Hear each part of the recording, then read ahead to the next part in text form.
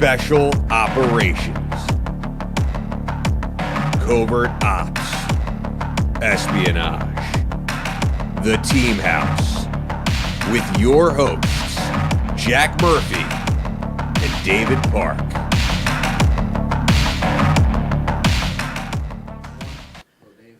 Hey everybody, welcome to the Team House, episode 144. I am David Park, and unfortunately, Jack can't be here tonight because of a virus that sounds like a beer, and but we don't say it because we don't want to get demonetized. But joining us tonight is our friend Kim Kipling, who has written a couple of great books, but the one we'll be discussing primarily tonight is about Dutch. Can you say his last name for me again? Dutch Wierenga. Yes, a legendary MACVSOG and paramilitary officer for the CIA. And first off, Kim, thank you very much for joining us tonight. We appreciate it. Oh, Dave, thank you so much for having me. It's great to be with you. I've enjoyed your program for quite a while. It's a big honor to be on here with you. So thanks a lot. Thank you. And, it's interesting that you wrote these books, but you're somebody with quite a story yourself. Can you tell us basically your origin story, how you became the superhero that you are today? Well, nobody that knows me would agree with that assessment. You just blew your credibility in your opening segment, but that's cool. Sure. Thank you for that. Born and raised in Columbus, Georgia, Fort Benning, Georgia. My dad was an employee of the Army, World War II vet. My mother was also a World War II vet, Navy. So I grew up in the shadow of the infantry center, and all of my early scout leaders and role models were SF officers and NCOs, Rangers, airborne officers back from Vietnam, wanted to teach life lessons. So became an Eagle Scout and learned a lot of life lessons from those guys. Got a Navy ROTC scholarship, went off to university, got a commission in the United States Navy, and I was a surface warfare officer, active duty for over 8 years. Decided my career path lay elsewhere. You cross swords with senior officers enough, the Navy tends to let you know it's probably a better idea for you to move on. So I got hired by the CIA in 1990 as an operations officer, and did 2 tours as an OO. And at that point, became a PMOO, was able to move over to what was then called Military and Special Programs Division, later renamed Special Activities Division, and enjoyed a wonderful career in the agency. Retired in 2012, been contracting ever since, and that's pretty much the deal. That's fantastic. Now, what was it that drew you to the Navy as opposed to the Army, having been around all those guys in the Army for so long? Yeah, I made a lot of people very angry with that. I was kind of banned from the Officers Club for a while. Well, first of all, the Navy offered to pay me to go to college, which was a good deal. I had kind of grown up on World War II, movies, submarine flicks, Clark Gable shooting torpedoes, and I liked the idea that the Navy is this sort of mobile combat system. The ship goes places and does stuff. And it's a very, very specialized group of people. Everybody has a unique role to play, and the whole thing comes together as this amazing, complex machine of war. That appealed to me. And the travel part, the navigation part, all appealed to me. So I enjoyed it a great deal, honestly. It was a good place to grow up. And what's the job of a surface warfare officer? Well, those are the officers of the Navy that are assigned to the surface ships. You perform whatever function is, it's all leadership. Obviously, as an officer, you're a line supervisor as a beginner, analogous to a platoon commander. You go up from there. You can, generally speaking, specialize in engineering, combat systems, or operations. I was an ops guy, navigation guy. And you take whatever ship you're assigned to and you perform its mission until you're assigned to another one. That's pretty much what it is. And are young sailors as hard to corral as young soldiers are, or harder? My instinct is the only reason it's easier is because they can't escape unless they're very good swimmers. But they have all sorts of ways to get back at you inside that big metal box full of machinery. And they're hilarious in their own right. That's awesome. And then, like, what drew you to the agency, or how did you find out about it? And as a surface warfare officer, I think a lot of people's impressions are often you have to have, this military like this special operations background and stuff like that. How were you introduced to the agency, and what caused that shift? I was obviously interested, looking for something beyond the Navy. And one of my junior officers I was managing and leading at the time had been through the agency's recruitment process right up to the point of saying yes. And then the Navy had finally agreed to let him go on active duty for a couple of years. And he had put the agency off and said, "Can I come back in 2 years?" The Navy's finally letting me come. So, when I said, "Hey, I was interested in doing something else," he knew me quite well. I was his supervisor. And he brought me a clipping out of the Los Angeles Times newspaper, and it was a job fair for the CIA, and said, "You need to go see these people." And that started the process. It was a good fit. It was a good thing for me. Yeah. And so when you became an operations officer, like how did your time in the Navy, did that help you? Did that hurt you? Because a lot of people who go in are mostly civilians, correct? Right, absolutely. The agency has been trying to de-emphasize military veterans for some time. They're trying to hire a more diverse mix than the historical white male military experience probably ground force. Honestly speaking, as an operations officer, you've got to be able to engage in a variety of conversations with a whole wide range of people. You need to understand a little about a lot of things. Well, as a surface warfare officer, believe me, it was a wonderful training ground for that kind of work. You got to understand everything from steam engineering to electrical theory, radar theory, gunnery, missilery, acoustics, anti-submarine warfare, weapons, flight, aviation as either helicopter or fixed wing. It's an extremely diverse skill set as a SWO that you have to know about. And that stuff served me extremely well as an operations officer. I knew enough about a lot of things to be able to engage in meaningful conversations with a whole range of people. And it has served me very well. That's great. And so can you tell us a little bit about how your career with the CIA started and what steps you took? Sure. Well, I got hired as an OO, an operations officer, and I went through training at the farm, as you do. That's where I first met Dutch Wierenga, actually, was as a student in operations training there, not the field tradecraft course, the OO side of the house, but the hard skills side, the SOTC, which was called in those days, and there's a section in the book about that. Went through that training and got assigned, passed the course, which was always good. Not everybody does. Went off to 2 field assignments for the agency. That rabbit died, did fairly well, and then became a PMOO from there and moved over. But I kept, honestly speaking, throughout the course of my career, I kept dipping my toe back into the OO world. I never became a pure PMOO and only did that type of work. I was a deputy chief of a station. I was a chief of a base. I spent, at this point, including retired time, over 16 years as a trainer, tradecraft or hard skills trainer. So I've done a whole lot of the training gig for the agency as well. Yeah, can you lift up that book? Actually, both your books, but first Dutch, because you mentioned meeting him while you were at the farm.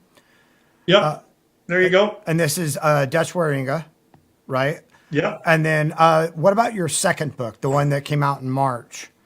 Sure, that's this one. Which is a completely different type of book.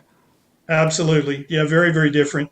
It's entitled Neptune's Asylum, See Stories from the 1980s U.S. Navy. And it was a collection of the funny, interesting, tragic, exasperating things that I either happened to me or I knew about from my time on active duty as a SWO. And, I used to tell these stories to friends, and they would always say, "Dude, you got to write these down." So I did a bunch of emails, here you go, guys. I'm retired now. I got time on my hands. Let me write them down before I croak. And they were like, "Dude, you got to publish these. You have got to write a book." So after writing the first book, I kind of knew how to do it now. And I thought, well, why not? It's already written. I might as well. So that's where the second book came from. That's fantastic. Real quick, we need to give a shout out to our sponsor, Chill Boys. Chill Boys makes fantastic underwear, long johns, and socks. They use bamboo cotton, which is super comfortable, guys. Like super comfortable. If you've never had bamboo cotton, you need to give these a try. Check out Chill Boys. Like we genuinely love this underwear. It'll keep your boys chill. Promo code TEAM15 for 15% off. That's TEAM15 for 15% off. And that's Chillboys, CHILLBOYS.com, chillboys.com, promo code TEAM15 for 15% off. Check them out. Now, back to you. So you ran the full gamut. You said you were a PMOO. Can you tell us a little bit about what that is? Sure. Well, the agency obviously was chartered in 1947, and its primary mission was to do strategic intelligence collection and reporting to support the executive branch of the United States. That's one of the agency's main jobs. The other main job the agency has is to conduct special activities. Such other activities may be necessary to support the U.S. interest in response to presidential findings. And that's primarily done by paramilitary operations officers. So you have people who are fully certified as an ops officer. They have the same training, the same certification. They can do the same job as a traditional ops officer, but they also bring military skills and abilities to the table. So they can either perform those types of functions, either alone or with groups of indigenous that they've trained, or they can work effectively in non-permissive, dangerous environments where a guy with a background in investment banking might not be so comfortable. A PMOO is willing to go to that place, function and thrive in it, and carry out the mission. So that's kind of what PMOOs do. And, you know, a lot of times, like we've had some PMOOs on before who have either been former Special Forces or former Marines. How did you fit in as a Navy guy? Is there a place for you? A lot of people would say no, and poorly. I don't agree. Well, you know, SOG, the arm of the agency that was the paramilitary arm, was called the Special Operations Group.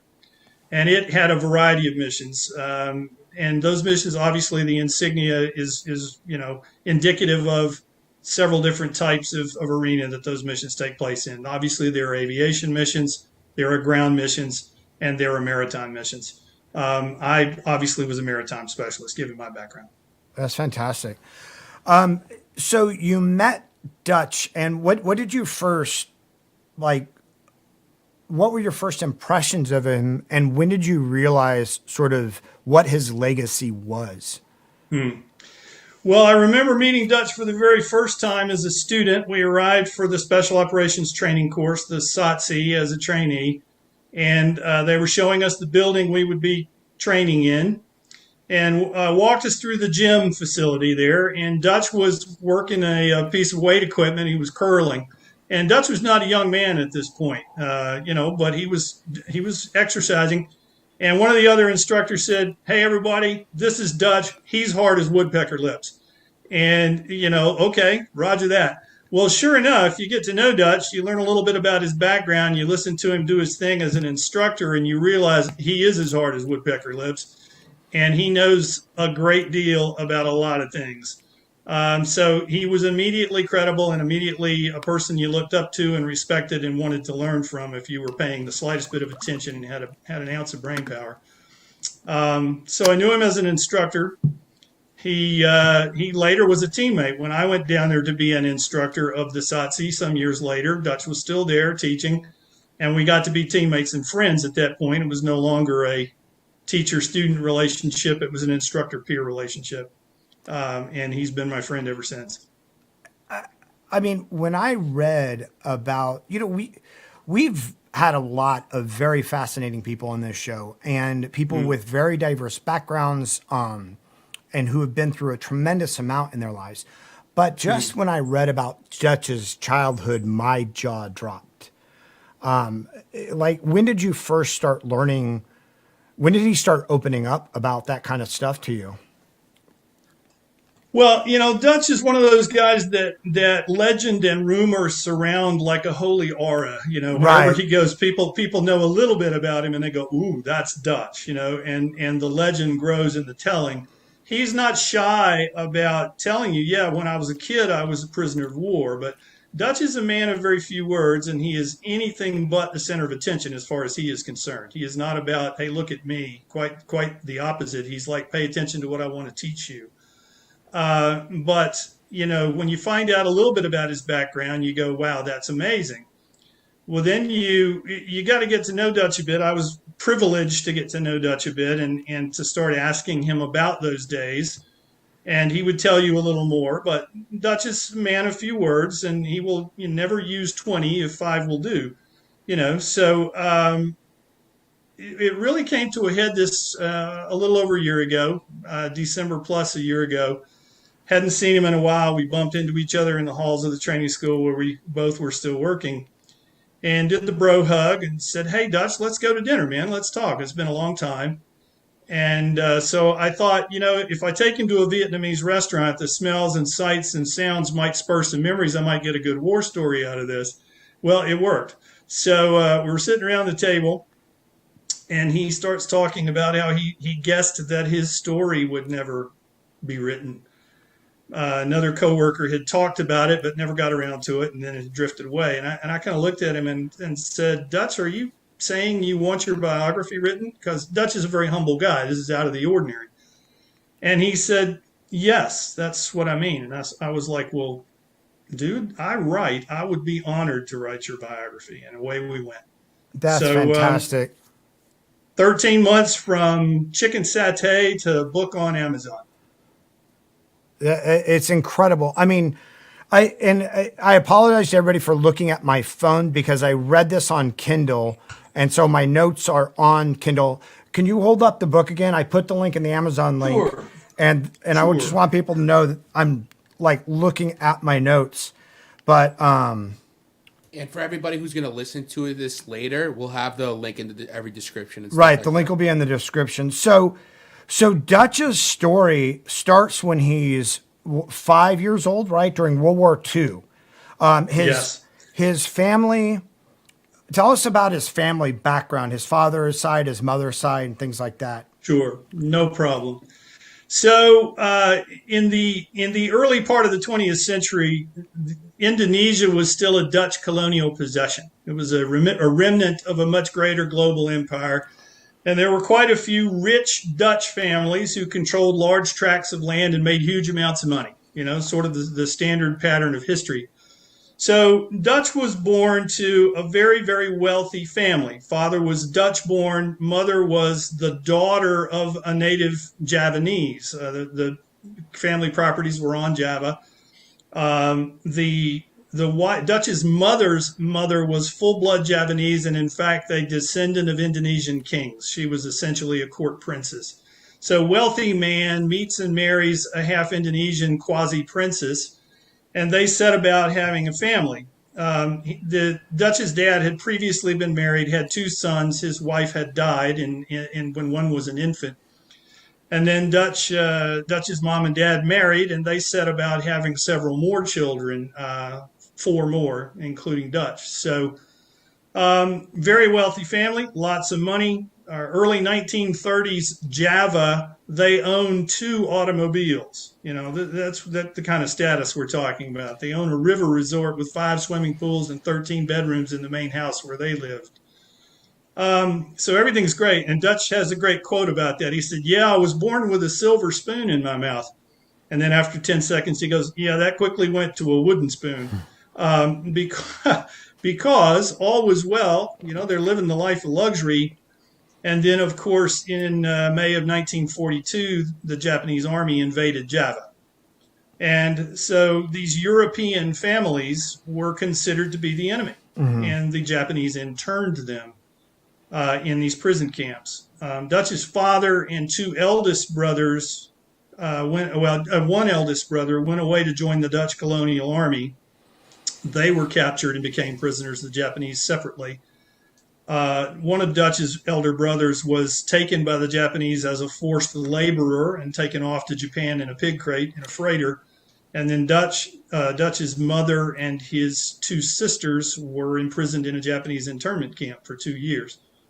If you've ever seen the movie Empire of the Sun with a very young Christian Bale, that's pretty much what it was like for Dutch. It was a Japanese prison camp. and a very hard time.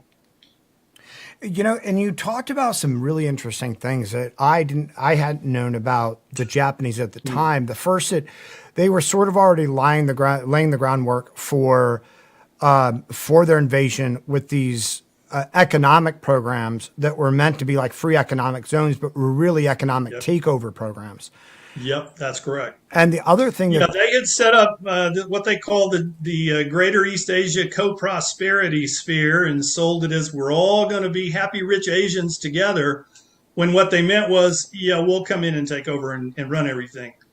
And they did. So it was a difficult time. And the other thing that you mentioned that was thought was really interesting was one of the things the Japanese would do in these Asian countries at this time was appeal to Asian nationalism, as it were, or culturalism or whatever, but say that these Westerners were all invaders. But from history, the Japanese were not kind to any Asian countries, but they used this and actually fomented a lot of very anti-Western rhetoric and hate that lasted far past World War II.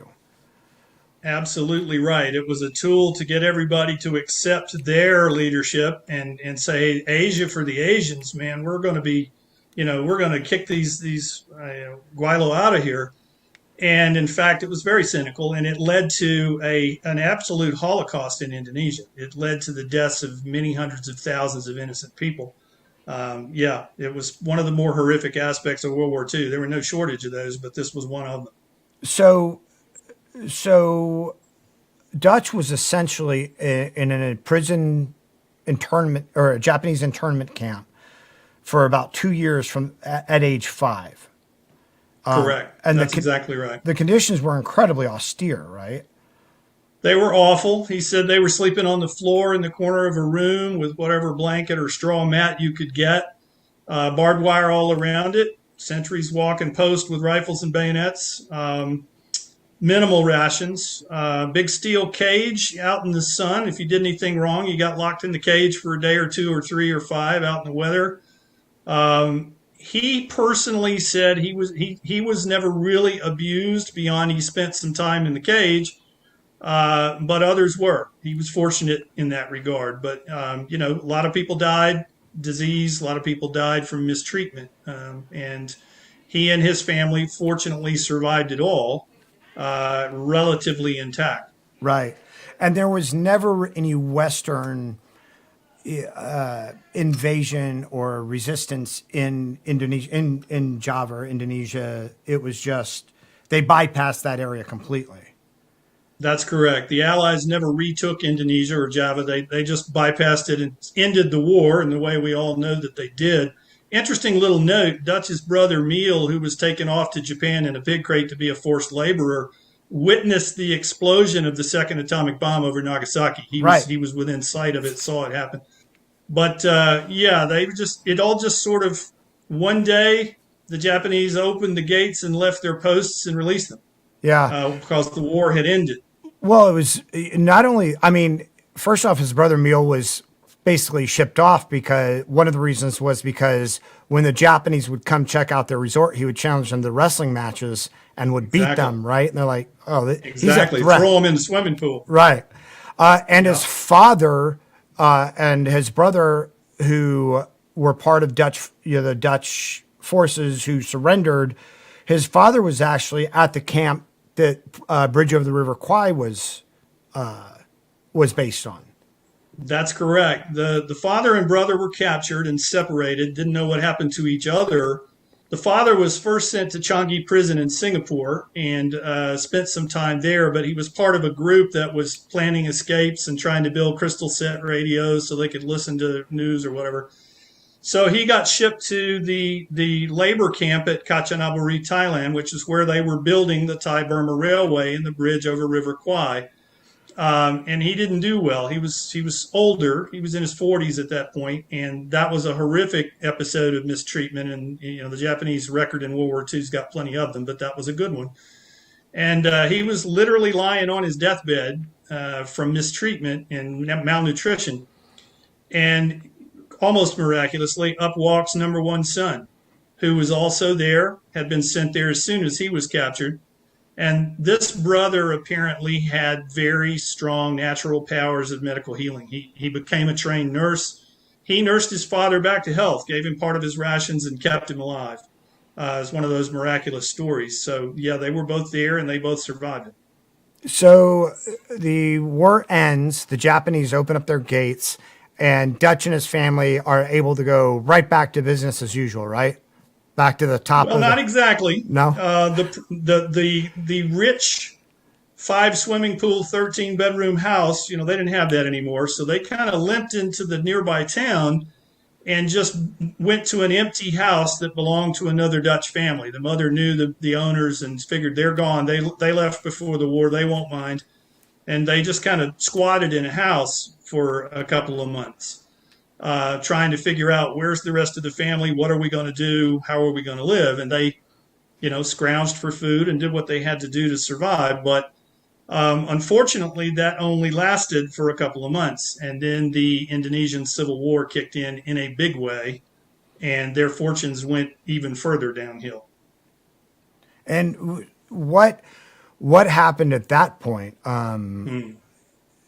Well, the family, of course, were Dutch citizens. They were the hated Dutch enemy. And so Indonesia, the Indonesian independence guerrillas who were trying to throw all Europeans out of Indonesia and become an independent nation, imprisoned them again. Basically grabbed them, rounded them up, shoved them into a prison camp, locked the gate behind them. And it was far worse than the Japanese camp. Yeah. Almost no medical treatment, very, very, very limited rations, no clothing, no medical attention. There was an old cavalry base, cavalry unit, military facility, and they were housed in the old stables on the dirt floor. They were literally eating grass. They were tending a patch of grass, and when it would get tall enough, they'd clip it and take it in and eat the grass. They were eating snails they could find in the morning dew, catching rainwater. Dutch almost died from malnutrition at that point. He was suffering from some significant medical problems. Another prisoner, an elderly woman, had some vitamin pills that she brought in with her, and she gave them to his mother and said, "Look, he's young, he needs these, I'm old, I don't." And Dutch credits her with saving his life.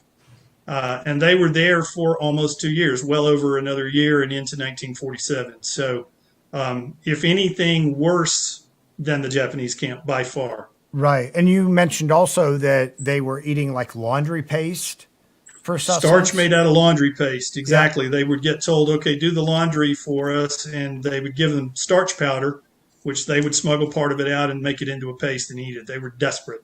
And that, awful time. And that, they would just kind of randomly and wantonly behead people who they felt had come in with some hidden wealth or money, or they thought they were hiding it. Yes, absolutely. The Indonesians had no mercy whatsoever for these European colonial citizens. They didn't care if they lived or died, frankly, hoped they would die, and set about trying to exterminate them, essentially, in more than one way. I mean, the imprisonment was one thing. When things got bad enough in Indonesia in the course of this war that the European powers finally felt they had to intervene. Nobody in Europe, nobody in the U.S. wanted to go back to war in the Pacific. They didn't, we're done with that. But it got so bad they had to send in forces to try and establish some order. And so they would say, okay, we're going to help you all out. We'll put you all on this convoy and take you to a better place. And then they'd have the convoy ambushed on the way, things like that. It was a brutal, nasty program of intimidation and extermination that the Indonesian rebels put on for several years. And so they were there for what, about another 2 years or so, 2 or 3 years? Dutch says it was about 2 years. If you look at the dates, it's well over 1 year and approaching 2 years.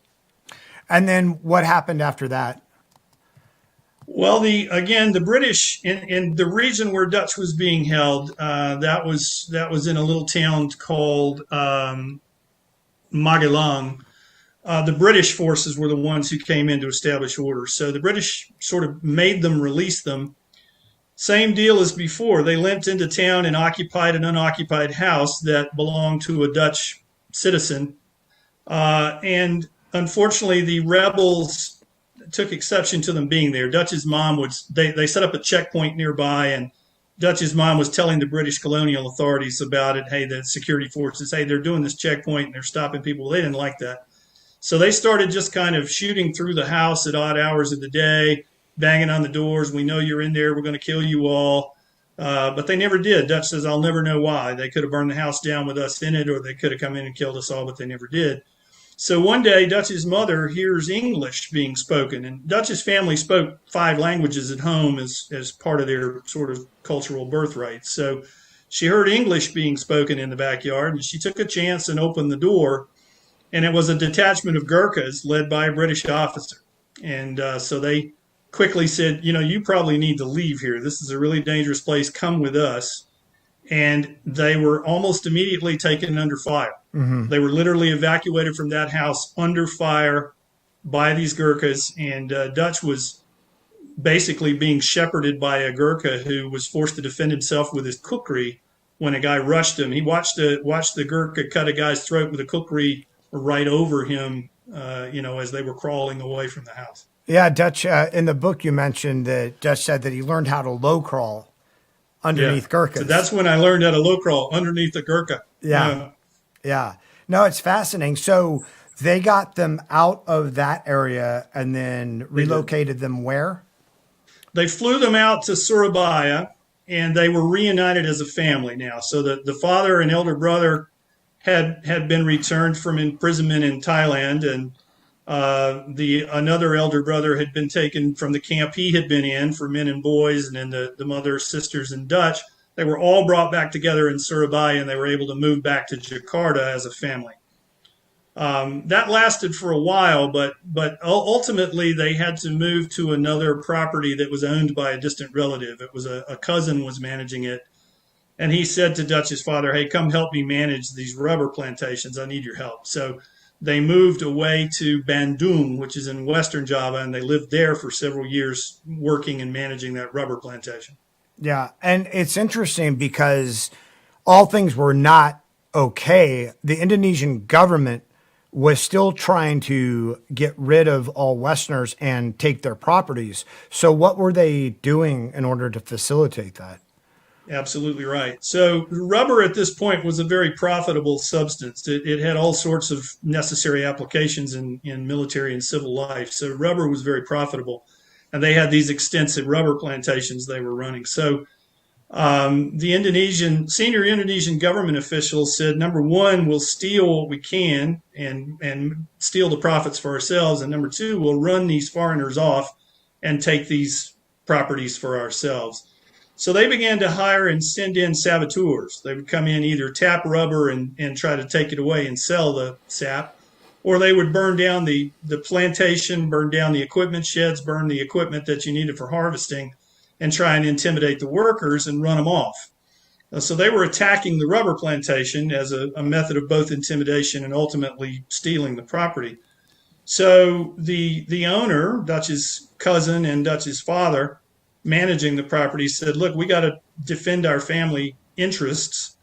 And so they hired, trained, and equipped local guard forces. And, post World War II, there were plenty of surplus weapons lying around. No shortage of people knew how to use them. So they stood up mobile guard forces to guard the plantation. And so this is 1952 we're talking about now. So, Dutch is on the order of 15, 16 years old. And he's pretty much finished schooling, as it were. And, his dad said, well, do you want to go out with him?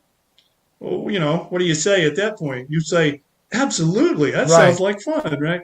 So Dutch made his first combat patrols in 1952 as a teenager, trying to guard those family properties. And it wasn't an administrative patrol. Let's just walk the fence line. Right. It was a combat patrol in jungle conditions, and they did, in fact, have contacts and exchanges of fire. And it's funny because his dad was not cutting him any slack. Like, what gun did he have him carry at that time? Yeah, Dutch's dad was apparently a very hard dude, a very, very merciless guy. So he said, he grabbed a Thompson submachine gun and said, "Here you go, Dutch. This is your weapon." And he looked at the Guard Force commander. He says, "If he tries to change that, he is not going to change it. That's his weapon." So he's carrying a Thompson and spare magazines, and that's a pretty heavy load for a teenager. Yeah. He said, "I never touched one again after those days." It's like an 11-pound weapon, and the magazines are like a pound and a half, right? Exactly. That's blued steel and the finest American ordnance. Right. Boy, it's a load. Right. That's so funny. That's crazy. So Dutch actually runs quite a few of these patrols. He does. And he credits that with the beginning of his career as a recon soldier. He learned how to patrol. He learned the fundamentals of soldiery out there in that rubber plantation with that Indonesian Guard Force commander, lessons that he credits with having, served him very well in later years. So then what happened after that? So he's, 16, 17 running these patrols, 15 to 17 running these patrols. Right. Okay. So the Indonesian government was not going to give up.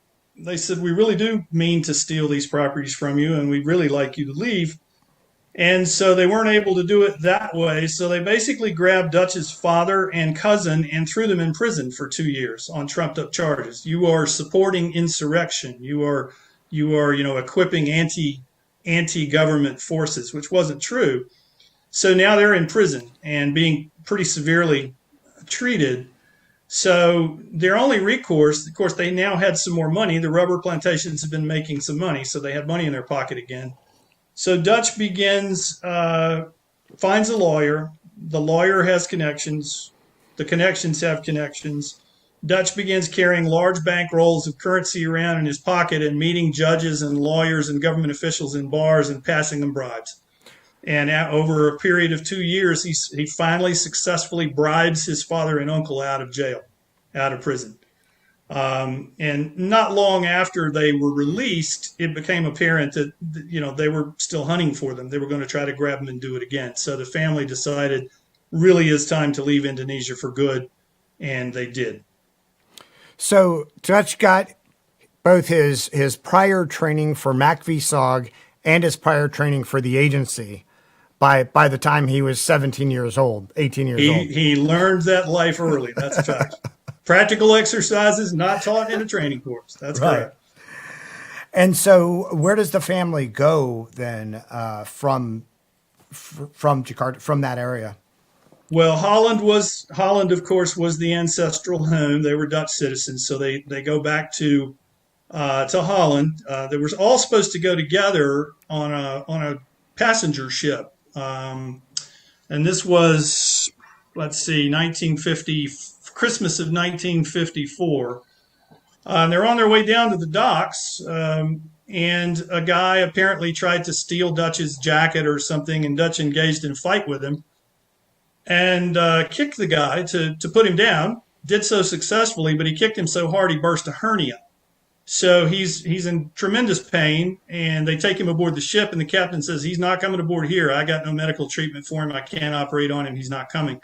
So he had to go back to a hotel, and his mother and father left without him and went back to Holland. Dutch and his cousin, who he had bribed out of jail, lived in a hotel for 6 weeks after they found a doctor to operate on the hernia and fix him up. He recuperated for 6 weeks and now is ready to travel. So his cousin, who was a real character himself, believe me, the story of this cousin's a book in and of itself, but unfortunately he's gone and nobody can get the story. But anyway, he said, "Hey, you've done a lot for the family. You've been a good guy. What do you want to do? You want to take a trip or you want to go the other way?" And Dutch said, "What are you talking about?" And he said, "Well, I can put you on a passenger liner and you'll be there in 6 weeks. Or I can put you on a cargo ship and you'll be there in about 6 months." And Dutch, he thought, that sounds pretty good.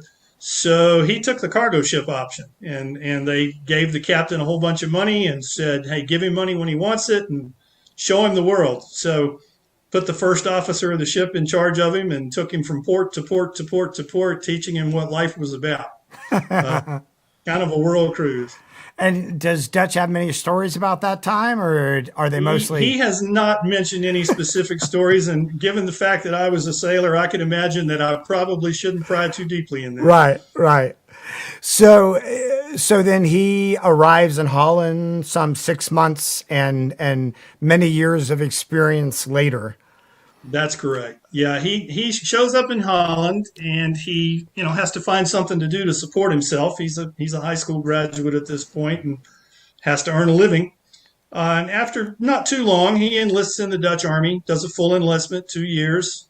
Is trained as a field artilleryman. Has very few memories of that time. Really didn't make that big an impression on him. And frankly, for Dutch, he's always had a very, very high degree of physical fitness and a very high tolerance for discomfort. So, the Dutch army was not that difficult for him.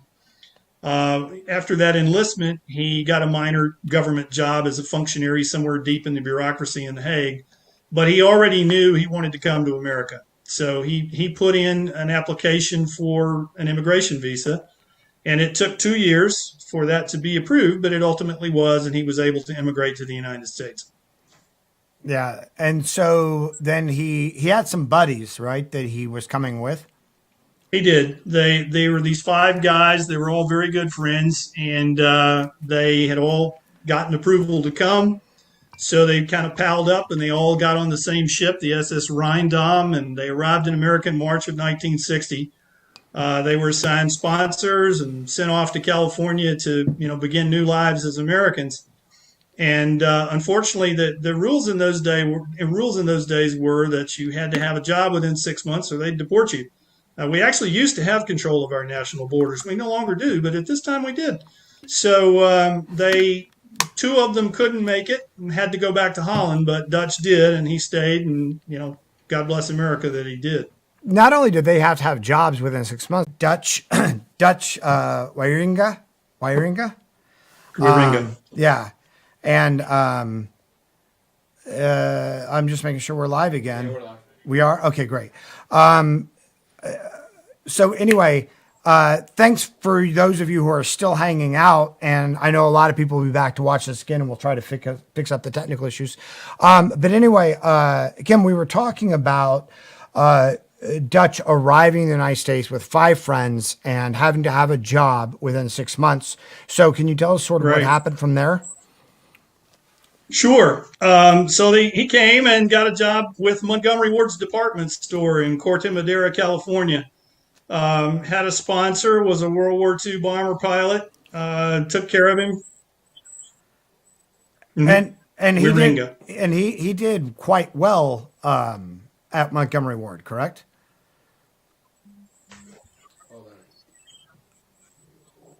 Can you hear me?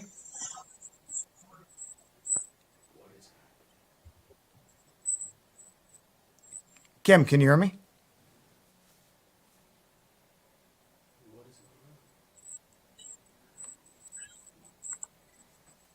Hey, Kim, I think you may have the stream on.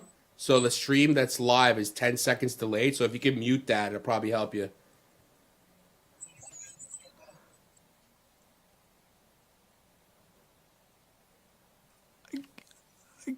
You got me, Kim? Okay, I can't hear him now. Oh, no, yeah. If you need to unmute it. Yeah, just if you have the stream playing in the background, it's a little bit delayed, so you might hear like a How do I shut that off? you could just exit out. I mean, anything you'd like, or just you can mute the actual stream itself. There's a little speaker. You can just hit that and mute that itself. You've muted yourself right now on the On the actual if you've got the YouTube YouTube player. video up though, that's what's gonna. Okay, hang on. I got an idea. That's why we do it live, folks. Get to see how the sauce You is only- made. I'm trying to figure out how to get rid of it. Yeah. There we go. Hang on. I was looking for you while we were gone, so Yeah, once you hear your replay after 10 seconds later, it's a bit jarring. And this is why we do it live, folks. Yeah, just You like only Bill get O'Reilly this yeah, said. roger live. that. Okay, is that better? Yeah, that's good. Can you hear me? Now we're in okay? business. Okay, Good great. deal. So Sorry, guys. That's all right. So we were talking about he went to work for Montgomery Ward, and he started out like in warehouse or shipping. Yeah, he was loading shelves and loading trucks, and then they moved him up to truck driver, and then they reorganized the stocking system in the warehouse, because it was disorganized. So he said, I can fix this. And one day the boss came by and said, "Hey, come with me. We're going to the men's department, get you a couple of suits because we want you to work sales." And he worked his way up to the assistant manager of the men's clothing department at that Montgomery Ward store. He did a good job for him. But he wasn't content with a job at Montgomery Ward's. He was not. Dutch is a guy that wants to contribute in the ways that he can. And of course, you got to look at what the time was. This was, Vietnam War was getting started and things were changing. So he decided, hey, it's time for me to join the Army. He had done some parachuting. He actually did a few static line jumps in in Holland before he joined the Dutch Army. And then he had joined a free fall club in California and had done some free falling already. So he enlisted in the Army in September of 1962 and was immediately marked for airborne. Went to airborne school in March of 1963. And it's funny because you write about when he went to basic training, because he had already been, because of his background, because he had already been a parachutist, because of his time in the Dutch Army, his drill sergeants were just kind of like, yeah, go hang out with the jump club on Fort Ord. Can you imagine in today's Army something like this happening? No, you cannot. But yeah, basically they said there is no use in putting this guy through basic training again. So why don't you go to the parachute club you belong to and jump and pack parachutes and try out some different parachutes and tell us what you think. So Dutch's experience in basic training for the U.S. Army was off jumping at Fort Ord, which is pretty cool. Yeah, it's amazing. I mean, he had none of the U.S. military, like Army basic boot camp, basic training experience. Exactly. They just basically said, check in with us once in a while, come PT with us, and then take off for the day and go jump, which his comment to me about that wasn't the greatest thing. It taught me a gentleman's life. Probably wasn't the best decision they could have made, but he enjoyed it for sure. And so then after, Vietnam, like you said, is kind of kicking off. So after Army basic, he went to the advanced infantry training, and then where did he go after that? Right. He went to airborne school, became a qualified paratrooper, and he had already volunteered for Special Forces. Some people had talked to him about it. He'd taken the tests. He'd passed them. He was expecting orders to SF school. And when his orders came in, they were to the 82nd Airborne. And he was not expecting that, and it wasn't what he wanted. So he kind of questioned it. But, he said, hey, you're a foreigner and a private, and you go up to an NCO and say, hey, wait a minute, whoa, my orders are wrong. The answer is private, shut up and report to the 82nd. So he did. He reported in there and spent a few months stateside with them. The battalion he reported to was about to go to Vietnam, and he was not yet a U.S. citizen and could not go to Vietnam, go to war, until he was a U.S. citizen. So instead, he was still a little mad at not getting into SF like he thought he was going to. So he early re-enlisted for Germany, and he went and did a couple of years with the 82nd in Germany. He reported to the 2nd Battalion of the 509th in Mainz, Germany, and did 2 years there. Right. And at that point, had he met his wife at that point? I mean, he had met his wife in North Carolina prior to that, and he was about to deploy, and they decided to get married. And so not long after he got to Germany, he was able to bring them over to be with him in Germany. His wife had a previous marriage and had a daughter who Dutch subsequently adopted. And so they came over and joined him and had a tour in Germany. Yeah, that's fascinating. And then from Germany, was it he came back and got a citizenship, correct? That's correct. He came back from Germany after that tour, was assigned to the 101st Airborne, and they had orders to go back to Vietnam, to go to Vietnam. He was only home for like 8 months. And so right before they deployed, literally weeks before they deployed in December of 1966, on the 30th of November 1966, he went down to the courthouse, took the test, raised his hand, and became an American. Right. So He deploys with the 101st, and immediately when he gets there, they ask for volunteers for specialized training. And of course, Right. Dutch being Dutch, Raises his hand, has no idea what they're asking for, but says, "Sure, I'll do it." That's Dutch in a nutshell. Who do we need to do this? I'll do it. That's Dutch. So they send him off. It's actually a man tracking school run by the British Army in Malaysia. And so he goes and he takes a class in the jungle environment, learning how to track human beings through the jungle. Does very well, so well, in fact, they ask him to stay on as an instructor. And he spent time there doing that for the next year and a half.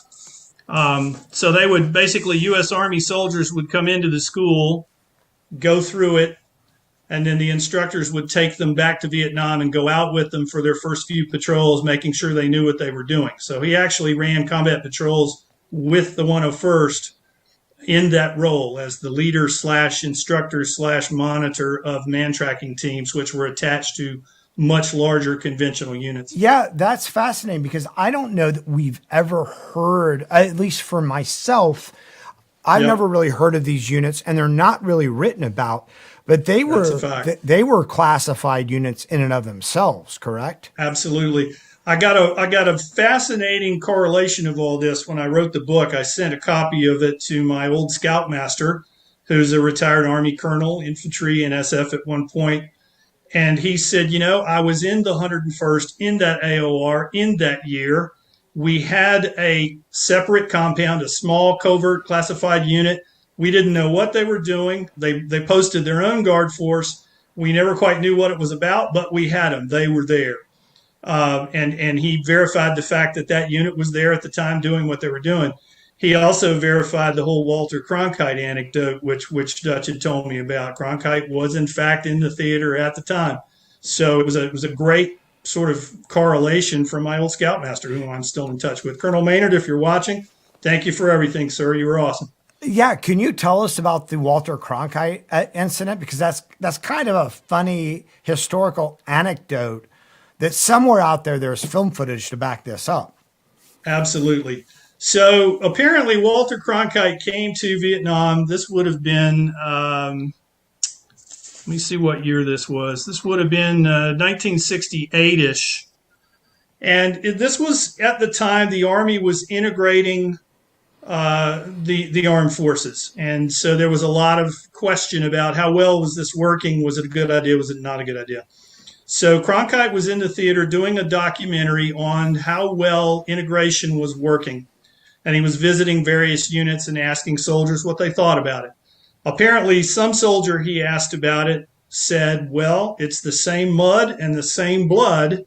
And that became the title of the program, which aired on CBS in 1969. So Dutch is sitting outside outside their little classified compound at this point, and up walks Walter Cronkite with a cameraman, sticks the camera in their face and says, "Who are you boys and what are you doing?"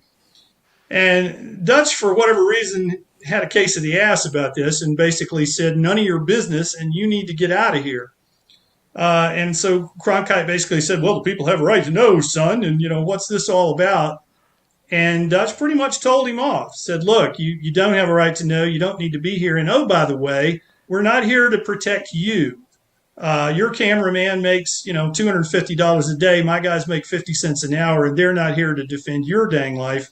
You need to go back to a safe area and get out of our face." So he kind of tells off Walter Cronkite. I don't think that particular conversation made it into the program, but footage of Dutch did, and Dutch's sister saw it on the evening news and told him about it. "I saw you on the news with Walter Cronkite."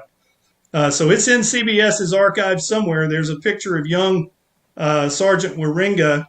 I doubt it's him giving the middle finger to Walter Cronkite, but that was the incident.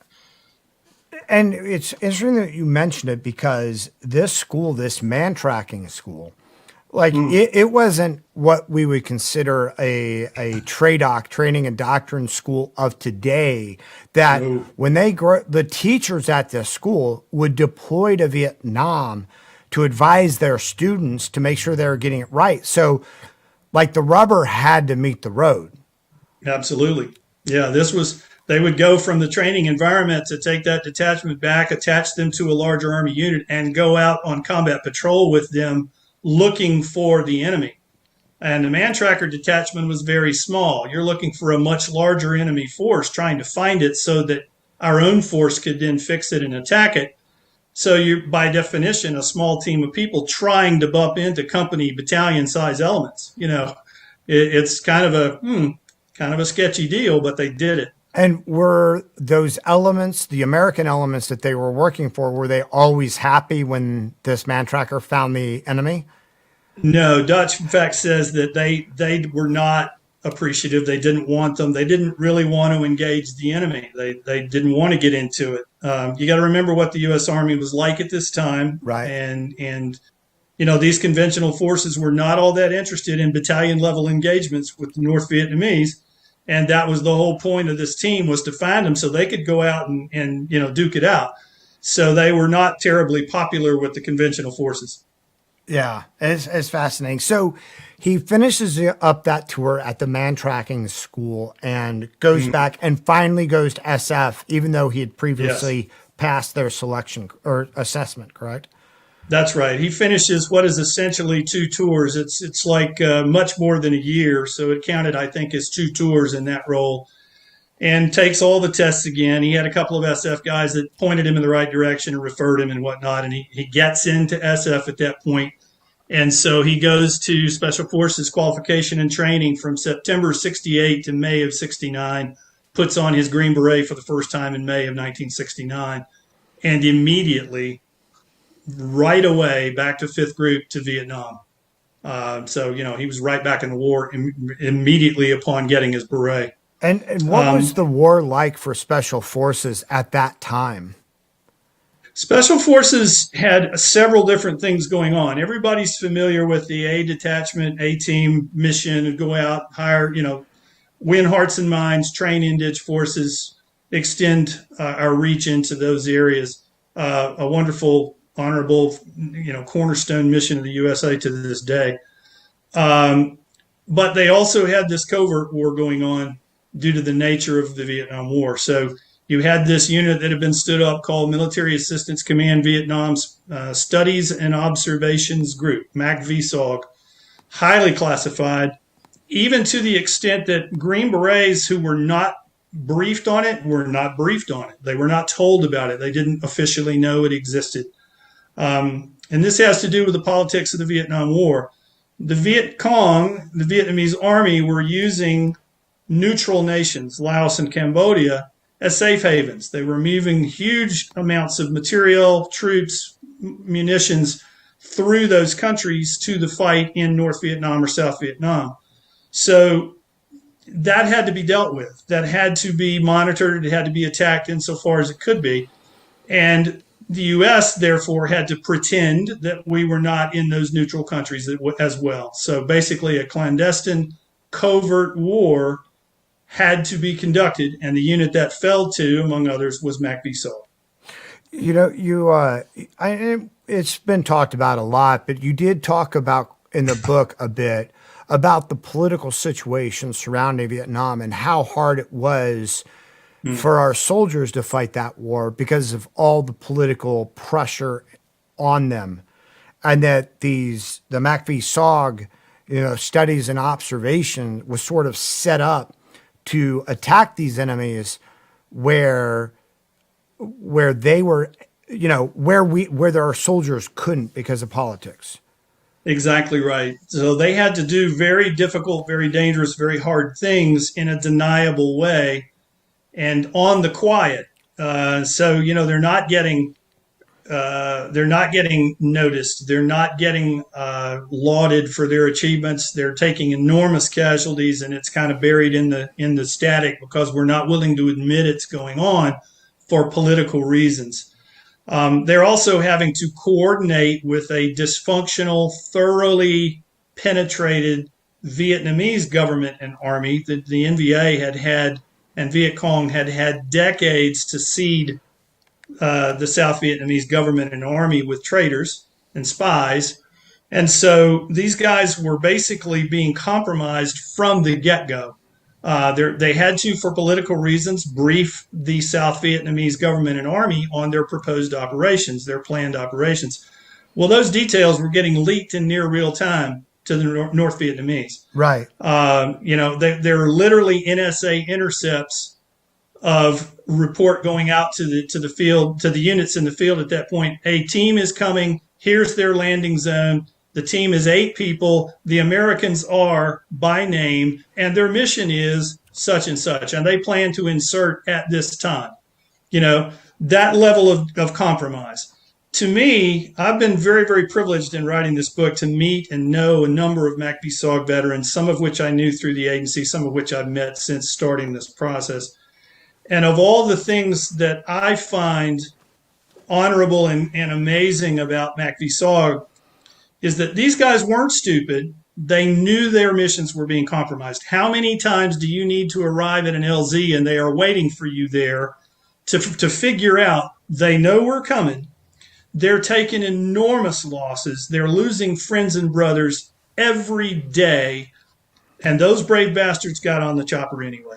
Right. And you mentioned that to me is MACVSOG. And you mentioned that in your book, that they had they suffered the highest casualty rate of any unit in Vietnam, but they also had the highest kill ratio Absolutely. against the enemy of any unit in Vietnam. That's correct. They were phenomenally effective. Out of curiosity, and I'm just speculating right now based on what you've said and what you've written. The CIA and the special operations community have been blamed in the past for being so secret and keeping things so much in the dark. Do you think that some of these experiences from these MACVSOG guys who further went on, to influence the CIA and the special operations community at large, the fact that every operation they did was sold out because of spies, not only Vietnamese spies, but some Americans too, at the MACVSOG headquarters, do you think that caused them to withdraw and become more and more insular as they influence these other programs? Honestly, I don't. And here's why. That lesson was paid for in blood long before Vietnam. The OSS understood operational security. The Jedburgh teams understood operational security. It certainly hammered the point home, and I fervently hope the lesson has not been lost to this day. But, it certainly reinforced the impression, but I don't think it was the first time they ever saw that particular slide in the classroom. Right. I think they understood operational security as paramount.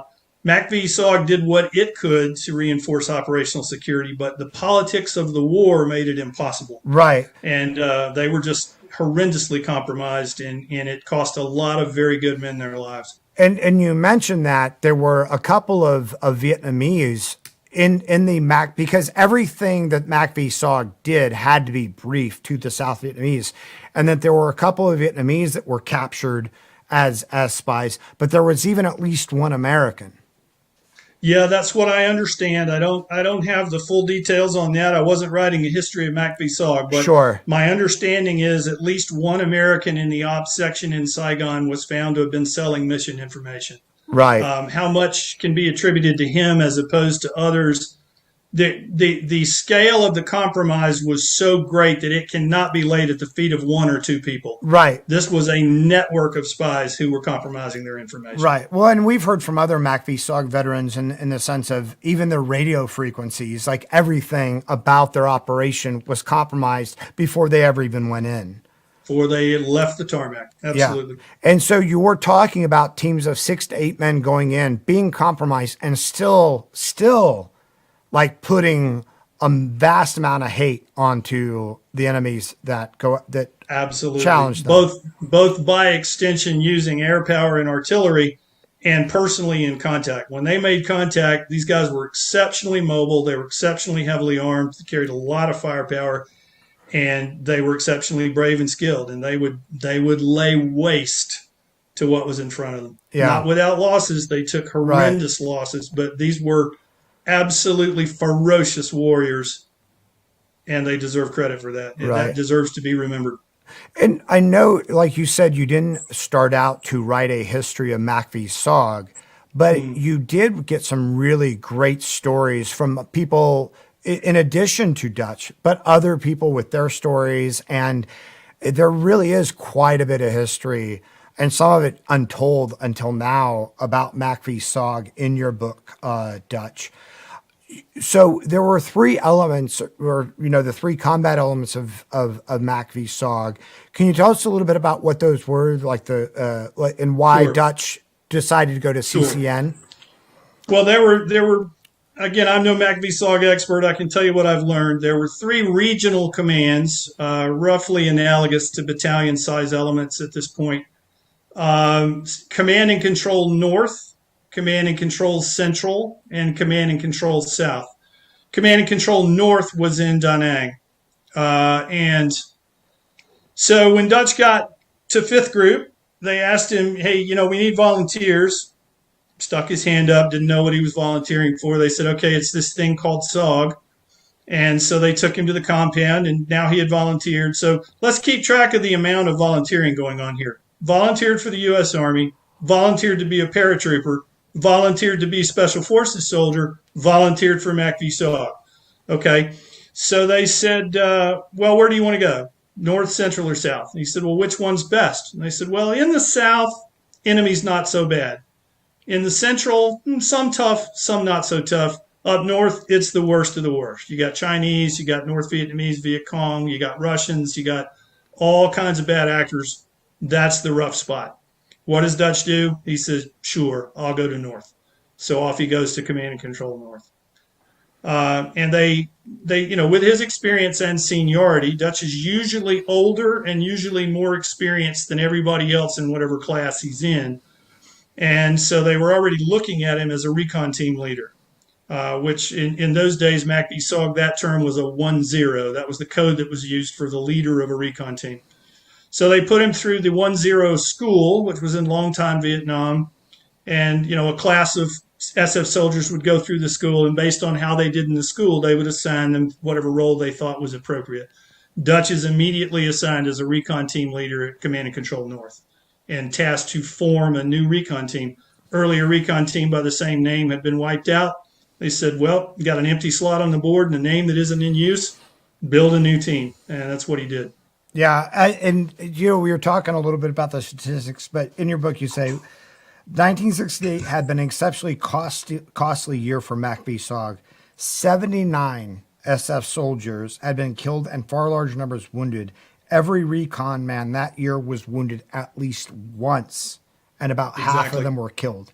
And that was 100% casualties among the recon teams that year. Everybody got wounded at least. Many of them were killed. Yeah. Just an incredible mission history. And that was what these guys, Dutch included, but these guys in 1969 were signing up for. That's exactly right. Yeah, that's exactly right. They stuck their hand up and said, I'll do it. Send me. And they did, so Dutch was very fortunate. He had another American SF soldier, a gentleman named Steve Hoffman, assigned as his 1-1 or assistant team leader. Sergeant Major Hoffman went on to a distinguished career. He retired as a squadron sergeant major from Delta Force many, many years later. So the two of them built what was called Recon Team Anaconda. Had about 8 Cambodians originally, and the 2 of them. And so they stood it up, trained them, got them ready for missions, and ultimately took them out on operational missions. And Anaconda had existed prior, right? And the team was sort of lost to a man, basically? My understanding is there was a previous RT Anaconda that was wiped out. Dutch's memory is what it is on this one. MACV-SOG's records are not perfect. Right. It was a busy time. Nobody was sitting around with a chalkboard taking notes for posterity. Right. But his memory of it is that an earlier recon team, Anaconda, had been wiped out, and he was told to build a new one. Right. And one of their first missions was to go out and look for. That is what Dutch remembers. Look for any trace. They would go, this was not uncommon among MACV-SOG recon teams. If there was a team lost, they would go and try and recover whatever they could to learn what had happened, recover bodies if they could be recovered weapons if they could be recovered. But he said no trace. He maintains that some of the equipment of that earlier team later turned up in a war museum in Vietnam. Yeah. So it's pretty obvious that they were compromised and killed, but there are no hard and fast records that I've been able to find that can substantiate this. Yeah, and this is where you also say it was eventually discovered that there was an NVA officer working inside the SOG S3, the operations section in Saigon. In Saigon, yeah. Yeah, there were plenty of spies. There were no shortage of them to go around. And then again, and this is based on sort of the information, even though it's hard to find. Eventually, an American in SOG, Op 35 operations section, was also found to have been selling missing information. That's right. That's what I've heard. Yeah. So tell us sort of about the mission prep cycle, because you talk a bit about isolation and some of the reasons they would go into isolation prior to their operations. Sure. Well, a recon team might be assigned any number of missions. Could be all kinds of different things. Could be area reconnaissance, enemy unit location reconnaissance, telecommunications, wiretap. Could be bomb damage assessment. Could be monitoring the trail for traffic. Could be prisoner snatch. Could be POW rescue. It was sort of classic SOF missions before that term was even coined. And so they would basically get a target. They would be told, we need this thing done, whatever it is, and the team would be assigned to do it. So they'd get their orders, and they would go into isolation in a different part of the camp than they normally lived in and prepare for a week or thereabouts for that mission. Everything, sand table study, map reconnaissance, briefing what a mission plan was going to be, how they were going to approach it, where they were going to insert, what they were going to do, train their indige to do it, and then ultimately give a mission brief to a senior officer and said, sir, here is our plan. And the officer would go, yep, sounds good to me, son. Go with God. And away they would go. Another reason for this isolation was we're talking about people with very, very heightened sensory awareness in a combat environment. So out of place odors, out of place traces that indicate, hey, this is not another Vietnamese or a Cambodian on this trail. This is a foreigner on this trail. I just found where he took a poop, and that's not Vietnamese poop. That's American poop made by American chow. And that would, could result in a detachment of anti-recon commandos at company strength hunting them down. So these guys would eat Vietnamese food. They'd stop smoking American cigarettes. They'd stop bathing with American soaps and shampoos that had scents in them. And they would basically cleanse their bodies of any foreign odors that would give any clue that they were not Vietnamese in the area. And even the guys who smoked, even if they weren't allowed to smoke out on the trail, even if they smoked, they would start smoking Vietnamese local tobacco. Tobacco. That, it doesn't smell different. Your sweat doesn't smell different. Nothing is going to give away clues of your presence. Jungle boots in those days, and I guess still do, have the little vents in them, for the environment. Yeah. And they were literally worried about foot powder getting out of those vents and leaving a trace of white powder on the trail. And going, wait a minute, that's not supposed to be here. Vietnamese don't use foot powder. Right. And compromising the team. They were down to that level of detail of mission security. It's amazing. It's funny because in a lot of the stories and their own ingenuity creating things, they were talking about making their own gas grenades. Grenades in the shower. I love that. Yeah. Yeah, they were apparently very useful for prisoner snatch. If you can get everybody coughing and sneezing, they can't fire back. They're busy hacking up, yellow phlegm. It's easy to grab them, stuff them in a cuff, and take them back with you. So they had no such thing available to them. So they would basically take off all their clothes, go in the shower, put a big sign up, says shower out of commission, don't come in here, and take canteens and fill it up with ground CS tear gas powder. Strap a little C4 on the outside with a blasting cap, and presto, you got a CS grenade. Pretty cool stuff. It's amazing. It really is. Yeah. Yeah, I mean, there are so many stories in here, both from Dutch and from Hoffman and from others about these operations that they ran. Yeah. And at the time when he first got to CCN, they were working with Cambodians, correct? Yes, the original members of RT Anaconda under Dutch were all Cambodians. They had a number of missions together. They had an awful contact on the 26th of April of 1970, where one of them was killed and several others were wounded. Not long, and Sergeant Major Hoffman was badly wounded as well. Not long after that, there was a policy change in the theater, and the Cambodian units were disbanded, and the Cambodians were sent back to Cambodia. So then at that point, they stood up a Nong Chinese team. They replaced them with Nong Chinese, but the original RT Anaconda under Dutch was all Cambodians. Do you know anything about what that policy change was? Was it political or why it happened? I do not. It was it's historically noted. I don't recall exactly what it was, but it was just like, I think it was there was something going on in Cambodia now, and they said, hey, this is now a political liability to have Cambodians on this side of the line, so send them home and deal with somebody else. It's out there. It's in the open record. You can find it, but I don't remember exactly what it was. And so the Nungs were the ethnic Chinese, right? Yes.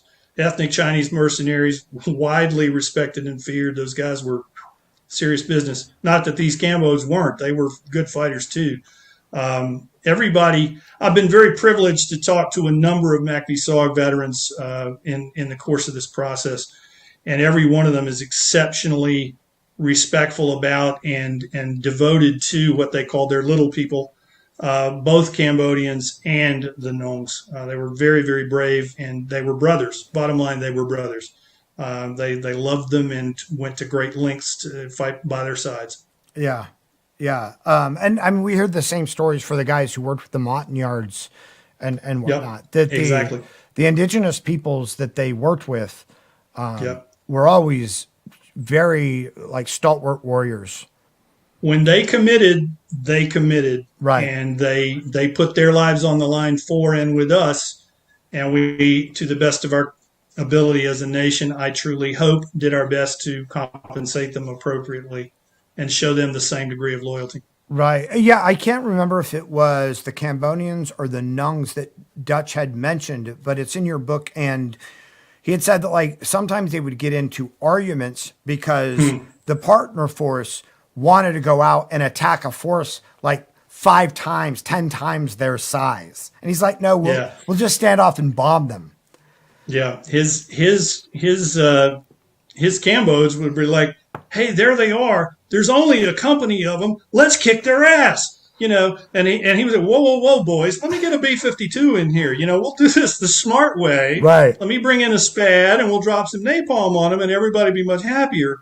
But these guys were ready to go mix it up. You know, right. they were just like, hey, there's the enemy. I can see them. Let's get them. Yeah. You know, and that was sort of that. He said that's how they were. When they fight, they fight. They want to get to it. So yeah, he had a beloved team. He respected them greatly, and they did very well by them. And they were fearless in firefights, like laying down, like standing in the open to engage enemy in order to protect the Americans that were with them. Absolutely. I think there may be a cultural or religious aspect of that. I know when you talk to MACVSOG veterans also, they talk about the King Bee pilots, the Vietnamese pilots that flew the H-34 King Bees. And these guys would hold hover to extract a team with machine gun fire going through the aircraft, you know, both sides of the aircraft, ping, ping, ping, and new portholes appearing. And they would hold hover as long as it took. And when they asked him about this, they said, you know, you're crazy. You're out of your minds. Thank you for doing it, but you're nuts. They would say, look, if it's my day, it's my day. And if it's not, it's not. And I have no control over this. So in the meantime, I got a bird to fly. Right. And that's what they would do.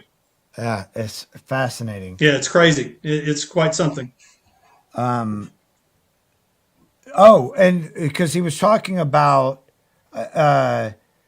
I believe this was with the Nungs, his interpreter, Hong Cha Lai. No, that's Jim Wheeler. That's Sergeant Major Jim Wheeler. Oh. Who's another friend. from a tremendous agency officer and a tremendous recon team leader, RT Alaska. That's one of his combat experiences he talks about. Do you recall? Lost his interpreter, which would have been his 01, his ethnic team leader. Do you recall that story? Because it really reinforces everything you just said about. Sure. I was very honored that Jim chose to share some of his experiences with me and allowed me to put them in the book, because they absolutely deserve corporate memory. We need to keep these kinds of things on record. So they were out on a mission and they were compromised and ultimately formed a defensive position and called a prairie fire emergency, which was a code that the 10s could use, which basically meant American team in contact, in danger of being overrun. We need help right flipping now. And when they declared a prairie fire, basically any American forces that were available should line up to help, and particularly air support. So they would sometimes get dozens of aircraft stacked at 10,000-foot intervals ready to deliver ordnance on their behalf until they could get them out of there. Anyway, Jim declared a prairie fire, and they had a massive firefight going on. The first contact of that firefight was 3 grenades came into their position. Jim's interpreter, very, very brave and accomplished gentleman named Hong Cha Lee, grabbed those grenades, stuffed them under his chest, and took the impact and was killed. He took 3 the other grenades. members of the team were wounded. Yeah, just grabbed him in, busheled him under his chest, and took him. Now, tell me, he knows what he's doing. He doesn't imagine that this is going to go well. He did it. So the other members of the team were still wounded. Almost everybody on that team that day was either shot or grenade wounded or both, including Jim. But Hong Cha Lee did that for his team. It's incredible. And you write, when you write about him, he spoke 5 languages.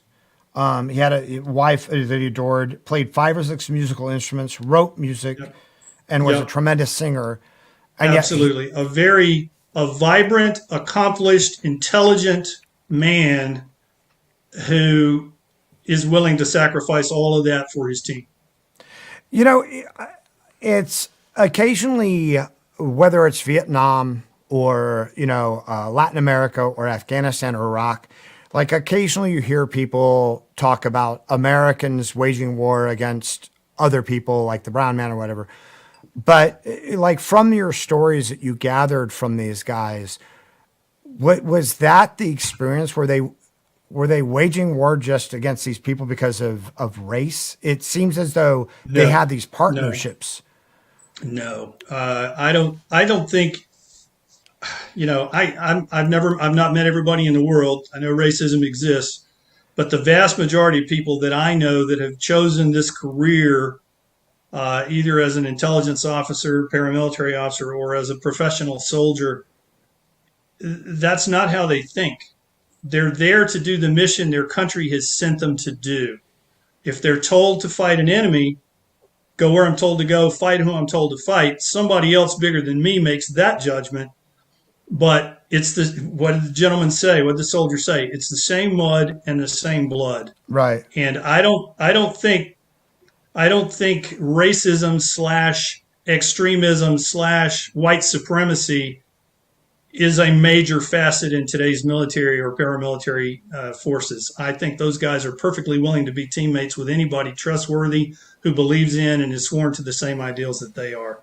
I don't see it. I haven't experienced it. And I don't think they would countenance it. I just don't see it. Did it exist? Sure, it existed, particularly in the 60s and 70s. We were a product of our times. Another colleague of ours, very, very accomplished officer, Willie Murkerson, MACVSOG man, highly respected, Distinguished Service Cross recipient, probably should have gotten the Medal of Honor, is my understanding. Did not. He's African American. Draw the lines. Now, a lot of SOG awards were downgraded, partially because they were trying to keep this unit on the down low. If you have a whole bunch of Medal of Honor recipients showing up in line at the White House, it's hard to keep it quiet. But did it exist? Sure it did. But the professionals that I know and deal with, that is not in their makeup. Right.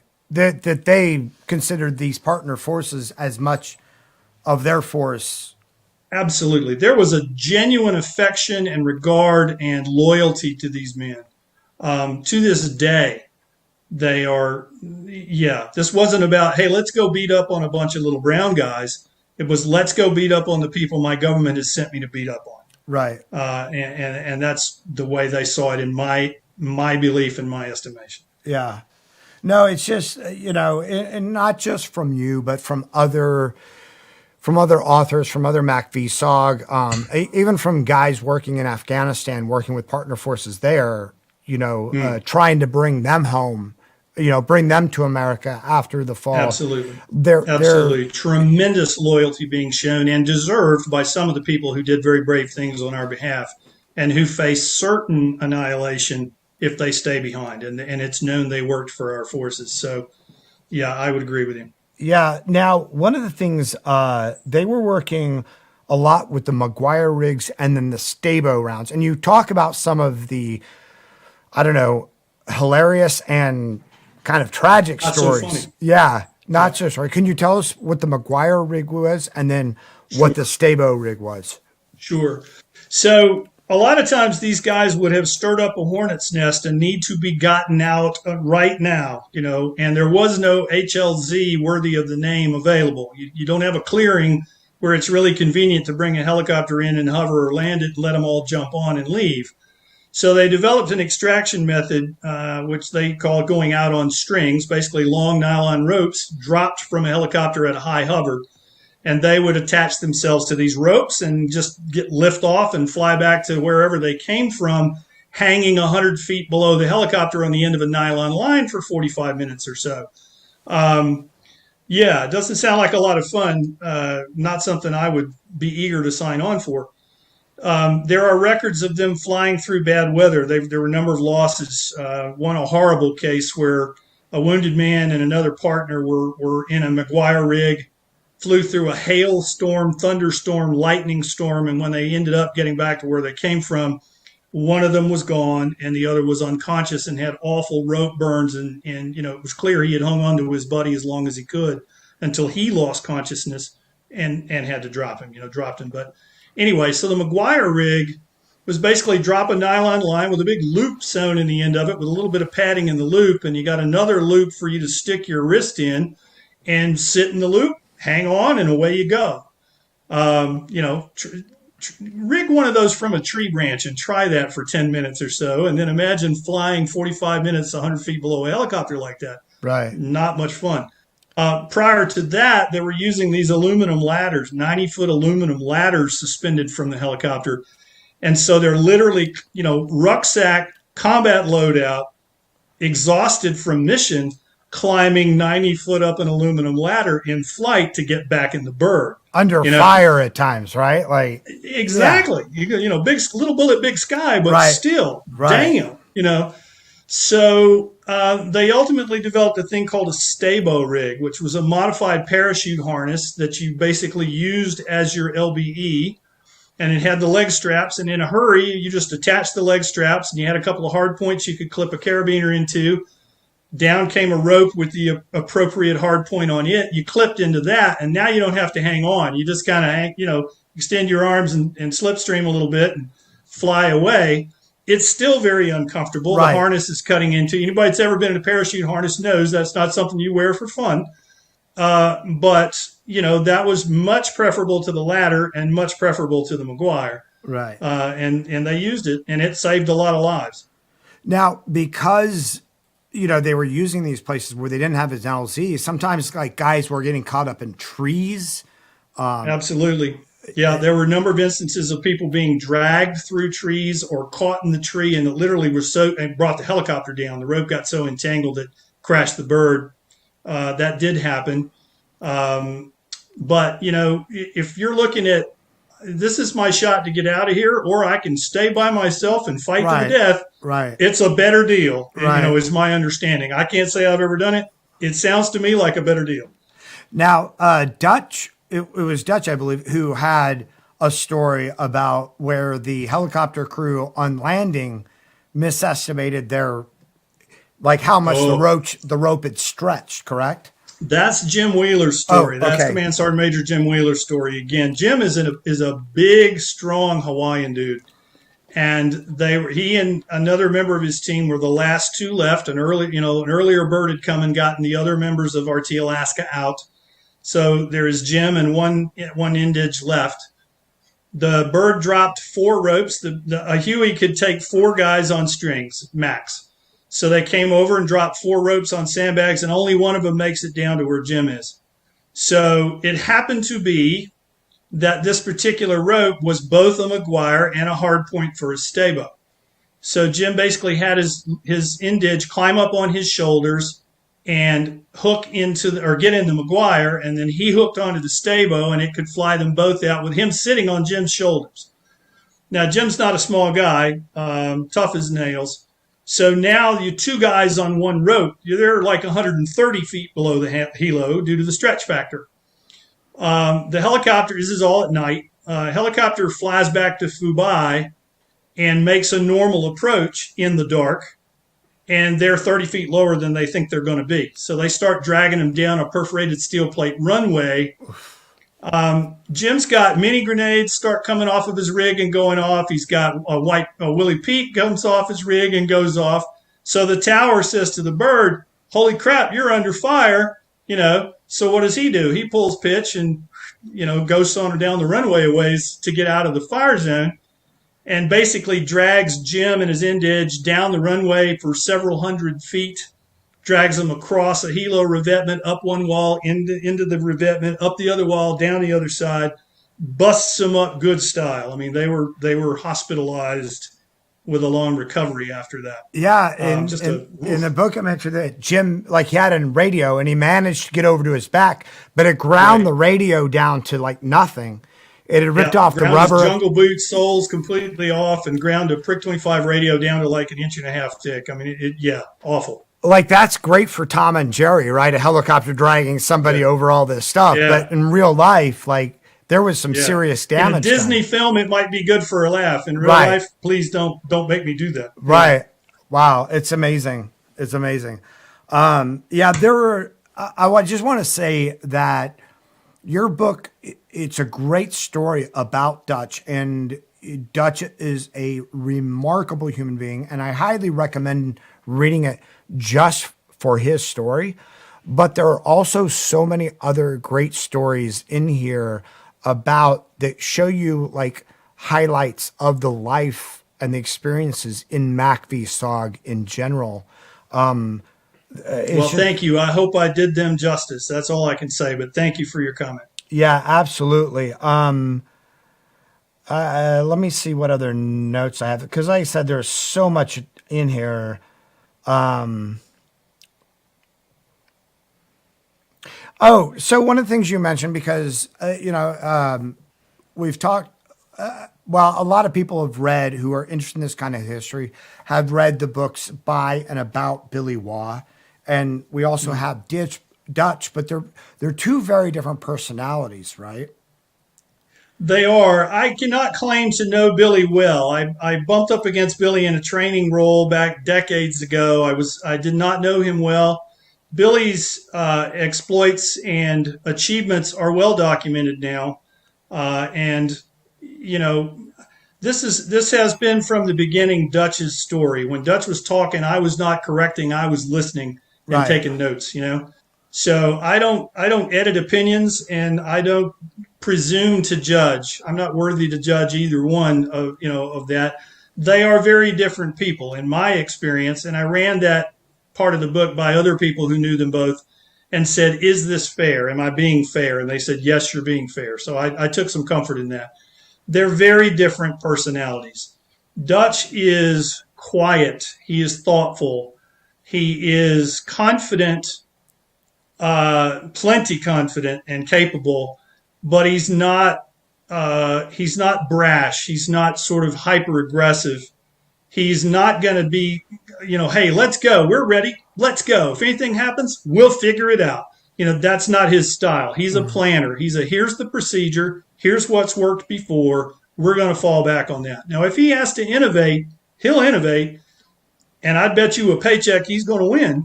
but he's not going to rely on that skill as mission success. He's going to try to do it by the book in proven ways. They're very different personalities. And so, and Billy was quite senior to Dutch. He was a sergeant major when Dutch was a staff sergeant. So there's an innate tension there anyway. Right. You guys get it. You understand. And so they're respectful to each other. As far as I know, they've never exchanged a harsh word, but they see life and mission and performance in different ways. Mm-hmm. Right. And that doesn't detract from the accomplishments of either of them. Not at all. They Right. both got plenty to be proud about. They both accomplished amazing things. It just makes them different guys, and they approach life and mission in a different way. Right. Yeah. No, that was. I don't mean to be disrespectful of anybody that was in that unit doing that job. Dutch is entitled to his opinions, and it was my job to put them out there. Right. And I think that, this is a situation, where whether two other human beings get along, this isn't a situation where people who are not involved need to pick sides or feel a certain way. Exactly. It's just two great operators who operated differently, who knew each other and may not have seen eye to eye about things. Absolutely right. And how uncommon is that in military service? You Right. serve with somebody you don't agree. Right. Never happened to me in my active duty time. Yeah. Right. Exactly. Yeah. Exactly. Mm-hmm. So some of the people that you wrote about and honored in this book were John Walton. Yep. If you want to talk about these guys a little bit, you can. But I can also just go through. I actually had the honor of meeting John Walton late in his life. He was a Naval Reserve officer, believe it or not, long after Vietnam. And I happened to meet him in that regard. He was a reservist assigned to a major NATO exercise that I was taking part in. A very humble man, a nice guy. I mean, he's one of the richest people in the world. He's not running around, rubbing that in your face. He was a very, very brave man, a skilled combat medic, apparently, Silver Star recipient, amazing poker player by all accounts. I wrote in the book that Dutch said, I could never figure out why he didn't need his salary. And my understanding of that was, well, of course, his dad's the founder of Walmart. He doesn't need his salary. Well, another team member of his, very close friend of his, came back and said, no. The reason why he didn't need a salary is he won thousands of dollars playing poker with us. So okay, roger that. So John Walton was the son of Sam Walton, but also a very accomplished son of Sam poker Walton, the founder of Walmart. That's correct. Interesting. I didn't know that. Yeah. And then Jim Wheeler. Yep. Jim Wheeler, we've talked about quite a lot. A distinguished recon team leader, went on to a distinguished career in the agency. Yeah. And Jim Wheeler was a bit of a practical joker, like when it came to Dutch and others, right? Not just Dutch, but yes, Yeah. He was with Dutch. A couple of funny things there. So it was funny. First of all, when Dutch was well liked among the people at MACVSOG who knew him, mainly because he was willing to share his knowledge and expertise. If you were a new guy and you're reporting into the unit and you've got an NCO who's a recon team leader who's willing to sit down with you for an hour or two of his spare time and share his knowledge with you, how much would you value that? Right. I certainly would. Not everybody was like that. So anyway, they would love to play jokes on Dutch. They had this little bar they called the Recon Club there at the base at Da Nang. And so Dutch would walk in and they'd go, let's hide from Dutch. And they'd scatter all over the camp and hide. Now he's all by himself. Well, Dutch wouldn't want to be lonely, to drink by himself. So he would use his man tracking skills and track them down all over the camp and find them hiding behind oil drums or in the shitter or whatever. It was just very funny. So that's one funny story. But another funny story that Jim liked to tell was after Dutch was wounded, he's gimping around on a crutch because he had a great big hole blown in his leg, and that's healing. And so he would sit down in the mess hall, and Jim would sneak up behind him or turn around from his seat behind him and basically loosen the screws in his crutch. So when Dutch went to stand up, the crutch would collapse, and Dutch would fall on his ass, and everybody would laugh. That's Jim Wheeler. It's nice to have friends, isn't it? Yeah, for sure. And he also talks about, or Dutch tells a story about when he goes up to the cold weather training. Yes, yes. So Jim gets Dutch to come and support some cold weather training he's got going on, and Dutch arrives. He doesn't know exactly what his task is going to be when he gets there. So he's not like carrying a full field loadout. So Jim says, "I need you to go out overnight with the students." Okay, fine. They're on patrol. I'll go out overnight with him. He said, "Well, I didn't bring a sleeping bag." Jim says, "No worries. I got a sleeping bag for you." So in the press of business, he just kind of throws it at Dutch, and Dutch, goes on mission. Well, it's not a sleeping bag. It's a sleeping bag cover. There's no insulation. It's a canvas bag. And so Dutch basically damn near froze to death. He said, "I had to huddle by the fire shivering all night." That's Jim Wheeler. Steve Hoffman, or Dustin Hoffman, as it were. Yep. I got a chance to speak several times with Sergeant Major Hoffman. Wonderful human being. Career speaks for itself. Very, very positive about Dutch, and basically attributes a great deal of his professional knowledge to Dutch's leadership in those early days. Yeah. Tried to get Dutch into Delta Force for Eagle Claw, actually. Came to Dutch's house. Wonderful story how he got back in. So Sergeant Major Hoffman got badly wounded on the 26th of April, 1970, when the mission where Dutch received his Silver Star. Bad leg wounds, and was medically discharged from the Army. Went to work for IBM. So Dutch gets back from Vietnam in early 1971, is assigned as an instructor at the Special Forces School at Fort Bragg. And at this point, Sergeant Major Hoffman is working for IBM. So Dutch being Dutch, he says, "Hey, come to visit. Love to see you. Come spend some time at the house." And while he's staying at Dutch's house for most of a week, Dutch is inviting every member of MACVSOG that's at Bragg over for dinner and come see Steve, So that is, and Sergeant Major Hoffman said, "That was it. I was done. I was done with IBM. I wanted back in the Army, back in Special Forces." And he did, and did a 30-year career. Yeah, that's amazing. And then you mentioned that he went on to Delta Force, and at one point he approached Dutch about, "Hey, I want you to join this unit, but I can't tell you what's going on. I want you right now. We got something big in the hopper. You'd be great for this. Want you, but I can't tell you what it is." And very uncharacteristically for Dutch, he said, "No, I need to know what you want. What's up?" And he could not tell him because it was Operation Eagle Claw. It was the Iranian hostage rescue operation. And Dutch, he couldn't tell, and Dutch wouldn't sign if he couldn't tell. And he did not join Delta at that point. Yeah, it's amazing. Yeah. And potentially fortuitous for Dutch, given, the casualties and what happened on that operation. As I understand it, 8 people were killed out of a much larger force. Right. But, a formative, I'm no expert in Eagle Claw, but a formative event in the history of Special Forces in the United States. I think we tried to learn a lot of lessons from that operations failure. Yeah. Yeah. Don Malley? Don Maley was the 1-2 on the 26th of April, 1970. He was the second American on the team after Steve Hoffman, the nominal radio operator, but the 1-2 didn't operate the radio. The 1-0 usually did.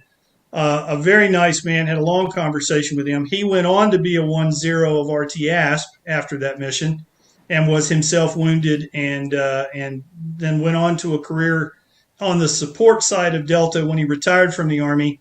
And then man, I love the story in the book about him. So he's sitting around the hooch one night, and they have this captured RPD machine gun that they would take on missions from time to time because it makes a different sound and leaves different brass on the ground, and you can't necessarily tell Americans are there, that kind of thing. So somebody says, "Hey, Don, I got a C ration can I need to open over here. You got something to open this with?" And he says, "Sure." And they toss him the can, and he basically shoots it open with the RPD right there in the hooch. Which I love that story. I think that's pretty good. Yeah, it is. And is he the one who called Hoffman, Dustin Hoffman, and said, "Hey, I'm coming for you"? So in the firefight on the 26th of April, the team was patrolling, and a team of anti-recon recon hunter team that the North Vietnamese Army stood up to deal with MACVSOG recon teams. They chartered they chartered units to hunt these guys down, track them down, and kill them. So the team is a little bit spread out in patrol order, and the 01, a Cambodian named Chow Sok, heard something. So he gets up and leaves his position and goes downhill to scout what he thinks he's heard. Well, Steve Hoffman goes with him, battle buddy, sticks with him, goes down the hill a little ways, and they walk up, and there's like 16 or 18 recon hunters right there. So Chow Sok takes them under fire immediately, drops like 3 of them, and then gets hit himself in both legs. Steve Hoffman is wounded by a grenade and has to drag Chow Sok into a position of defilade nearby, try to tend Chow Sok's wounds and return fire as he can. It's a very chaotic scene. So they are separated from the rest of the team. In the meantime, the other element has triggered now an ambush on Dutch's portion of the team. They get hit. Point Man is hit in the femur and killed. He lived 9 hours, unfortunately, but he did die. A guy named Kim Ting, Cambodian named Kim Ting, very brave young man. And so Steve Hoffman and Chow Sok are isolated and away from the team. So Don Malley sees this and yells over to Steve Hoffman, who he called Dustin Hoffman, like the movie star, and says, "I'm coming for you, Dustin," and runs across 40 meters of open ground through enemy fire, grabs Hoffman, runs back across that open area, drops him off with the team, runs back across it under fire to get Chow Sok, and runs back across it with Chow Sok, returning him to the team. Now, put that in today's context of a modern day war, right? Right. Don Maley's reward for that was a Bronze Star with a Combat V. Right. Things have changed in the United States Army, in my opinion.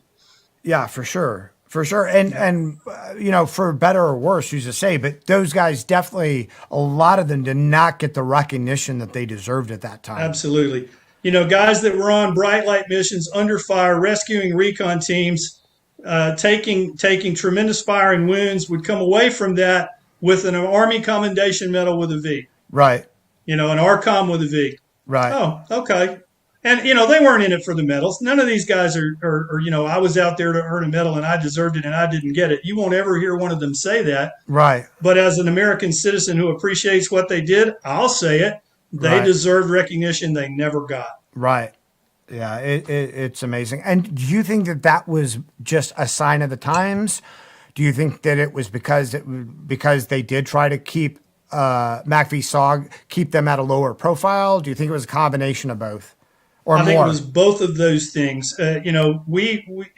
Many things have inflated over the years.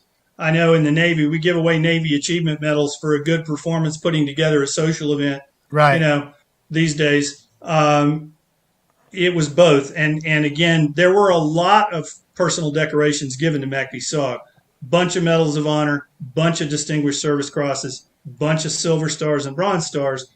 But at the same time, there was this pressure to downgrade awards because they didn't want to attract too much attention. Right. A very famous MACVSOG soldier, Colonel Bob Howard, ultimately received the Medal of Honor on his 3rd nomination for it. All were deserving nominations. They were downgraded twice, and the 3rd time the Army finally said, "I guess we're going to have to give it to him." Right. There's no. He's going to keep doing this until we give him what he deserves. Right. And he kept telling him, stop going out. You've done enough. You've taken enough risks. Don't do that. And he would get on the damn bird and go. Right. He was just that kind of soldier. And even with the reluctance to award these soldiers, a higher award, did you say that 9 of them, that they still received an inordinate amount of a Medal of Honor for that conflict? Absolutely. Remember correctly, the Distinguished Service Cross is 22. Yeah. That's huge. That's huge. Yeah, it's amazing what these men did. I mean, it's amazing. Boggles the mind. And then we have Cliff Newman. So our Major Cliff Newman was very kind to give me his memories of the day. one of the fascinating things I was able to do in writing this book was I literally talked to 3 American survivors of the same shot down helicopter in Vietnam. Same bird, same day, same event. Talked to all 3 of them. So Sergeant Major Newman is well known because he was the first man off the ramp in the first combat halo jump in U.S. Army history, which means world history. He was the first guy off the ramp with RT Florida that night, first combat use of halo. His first combat was on the Bright Light team that came and got Dutch's team out on the 26th of April, 1970. Was a recon team leader himself. His mission had been weathered out. They were sitting around a launch site, couldn't go because their insertion point was weathered.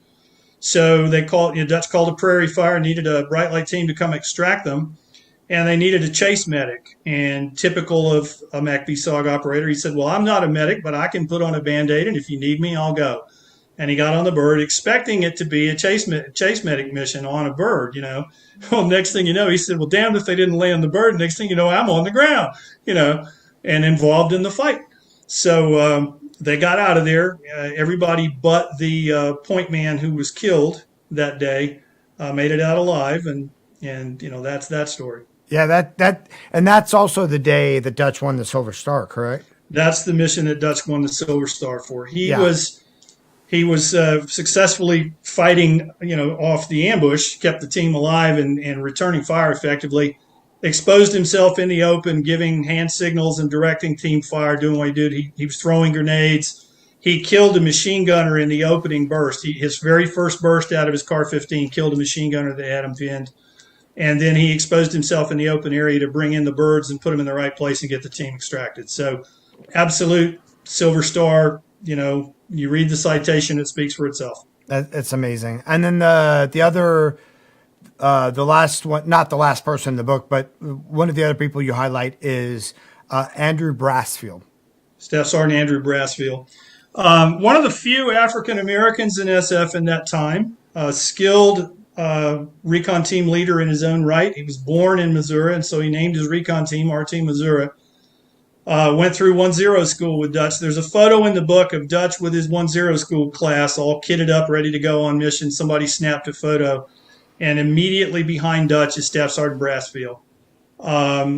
He and Dutch were friends, and Dutch, being born in Indonesia, did not have the racial baggage that many Americans had at the time. He has no racial animus whatsoever. There's no prejudice in Dutch's body. And so he was friends with Staff Sergeant Brassfield, who confided in him, dude, I don't think I'm going to make it through this. And that's, in fact, what happened. He was killed in Laos on mission, and his body was never recovered. Yeah. That was, it was interesting because one of the stories you told was about his trek when he first got to the United States, and his trek across the United States in the train, where he was basically assigned to this immigrant family who did not speak good English, and he was essentially assigned to escort them. And it was not, it was not comfortable. It wasn't good. It wasn't like they weren't good conditions, but there was an African American on the train, and Dutch was in the shower compartment cleaning up, and this African American, a train car has only got one bathroom, right?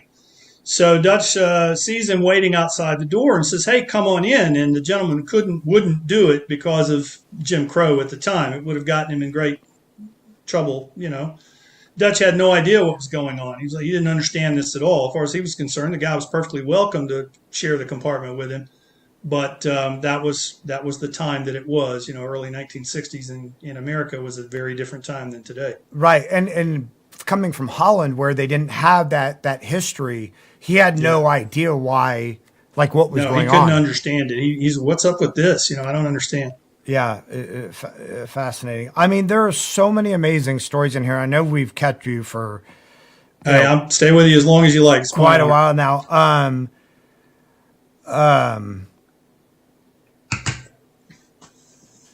We ought to talk about Dutch's the end of his Army career, all the things he did in the Army after Vietnam, because there were quite a few. Yeah. Let's talk about that. Can we talk about Steve Hoffman's account of the mission that they do at night, where they wind up in the base camp and they don't know about it. Oh, yeah. So they went on a southern Laos mission, and this would have been summer of 1970. So it's much lower altitude than they're used to. It's a flatter terrain. It's much hotter, much more humid. Farthest southern mission they ever ran.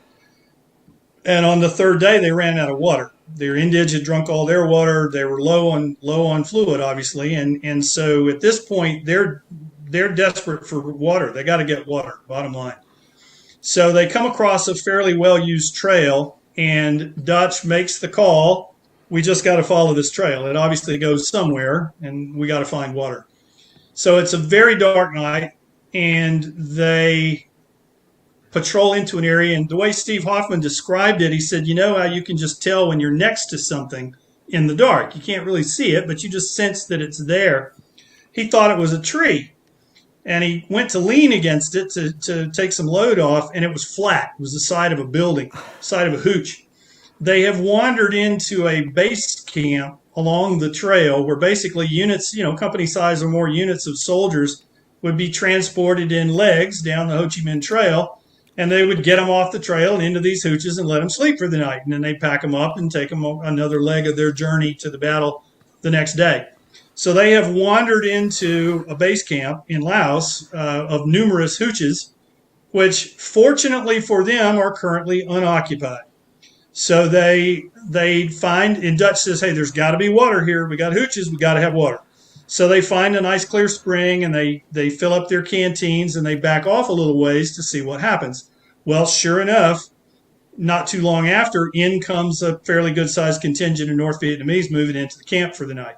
So Dutch calls in an airstrike, a couple of SPADs, a couple of A-1 Sky Raiders with Snake and Nate, and they lay waste to the base camp. They kill a bunch of folks and ultimately have to be extracted the following day. They are ultimately, they hear approach along, where they're hiding 100 meters or so away, and they figure, okay, the game's up. They know somebody's directing these airstrikes. Right. And they get extracted. But yeah, that's a good story. Yeah.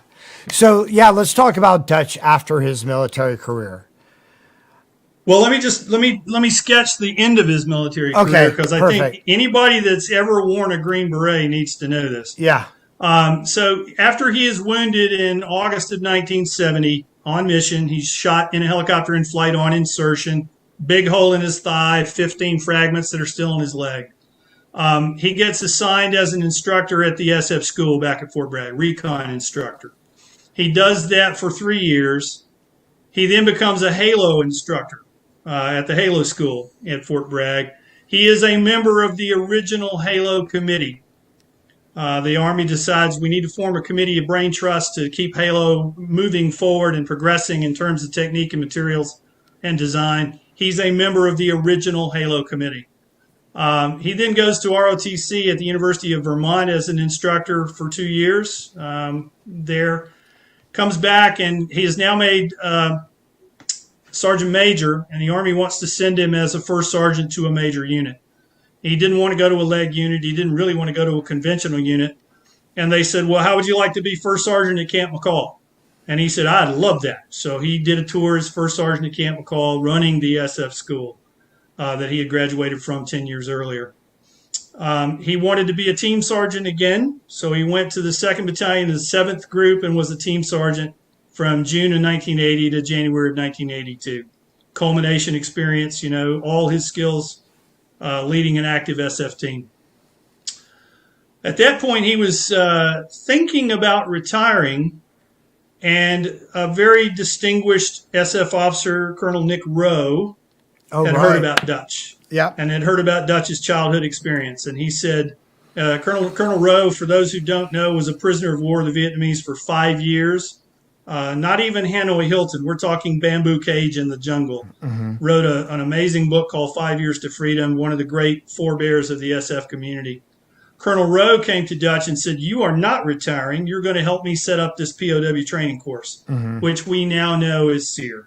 Survival, Evasion, Resistance, and Escape. Dutch was the senior NCO under Colonel Rowe at the founding of SERE School. That's amazing. Yeah, it is. Anybody that's been through SERE, you have benefited from Dutch's experience. You have learned lessons that he helped to build and teach.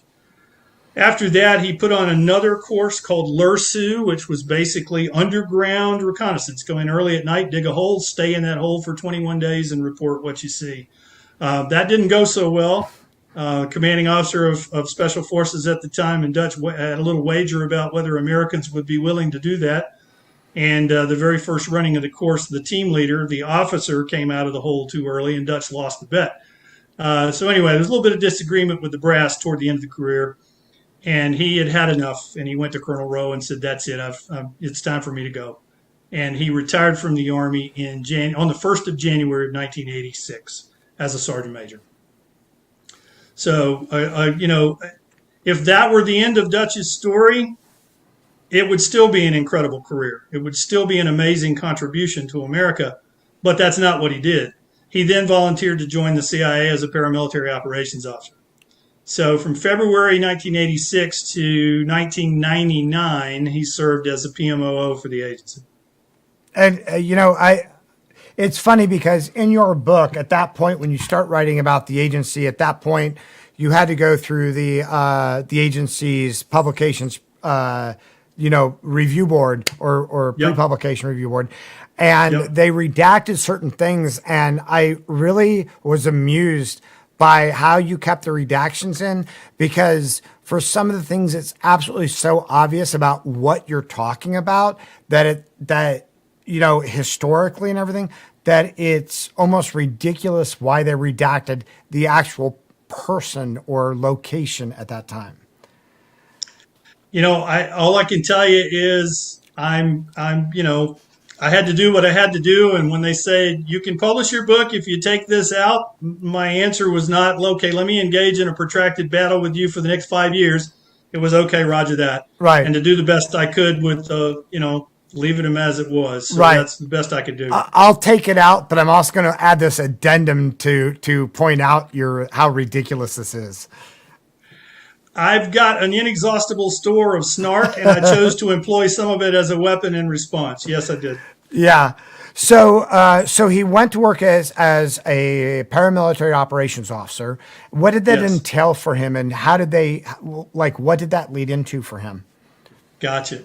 Well, he obviously came to the Special Operations Group of the CIA with tremendous skills and abilities. There was no need to train Dutch in anything to do with soldiery. So basically teaching him how to use the agency's data systems, how to log on and read your traffic in the morning and send a cable, send an intel report, right, and send, they got that out of the way. And then he was assigned to SOG, the agency's Special Operations Group, as a working PMOO, paramilitary operations officer. So one of the things he did right away was a covert action program targeted at a North African country, which is a really good story. I recommend people that are interested read the book. Yep. It's a great example of the kinds of things that the agency is tasked to do in American interests. And then at the last minute, somebody goes, "Ooh, I don't know. Right. Yeah, never mind." Yeah. And all that preparatory effort is just sort of thrown away because somebody decides not to take the risk. Kim, I need to take a real quick break, but can you talk a little bit about the Contras and Dutch's involvement with it? Thanks. I'll be right back. Absolutely. So after several programs, TDYs, missions that Dutch went on as a paramilitary operations officer, one of the big things the agency was doing in those days was support to the Nicaraguan Contras. A government of Nicaragua had come in, the Sandinistas, that were a Marxist, pro-communist government that was not in America's interest and not, frankly, in the interest of the people of Nicaragua, had come to power.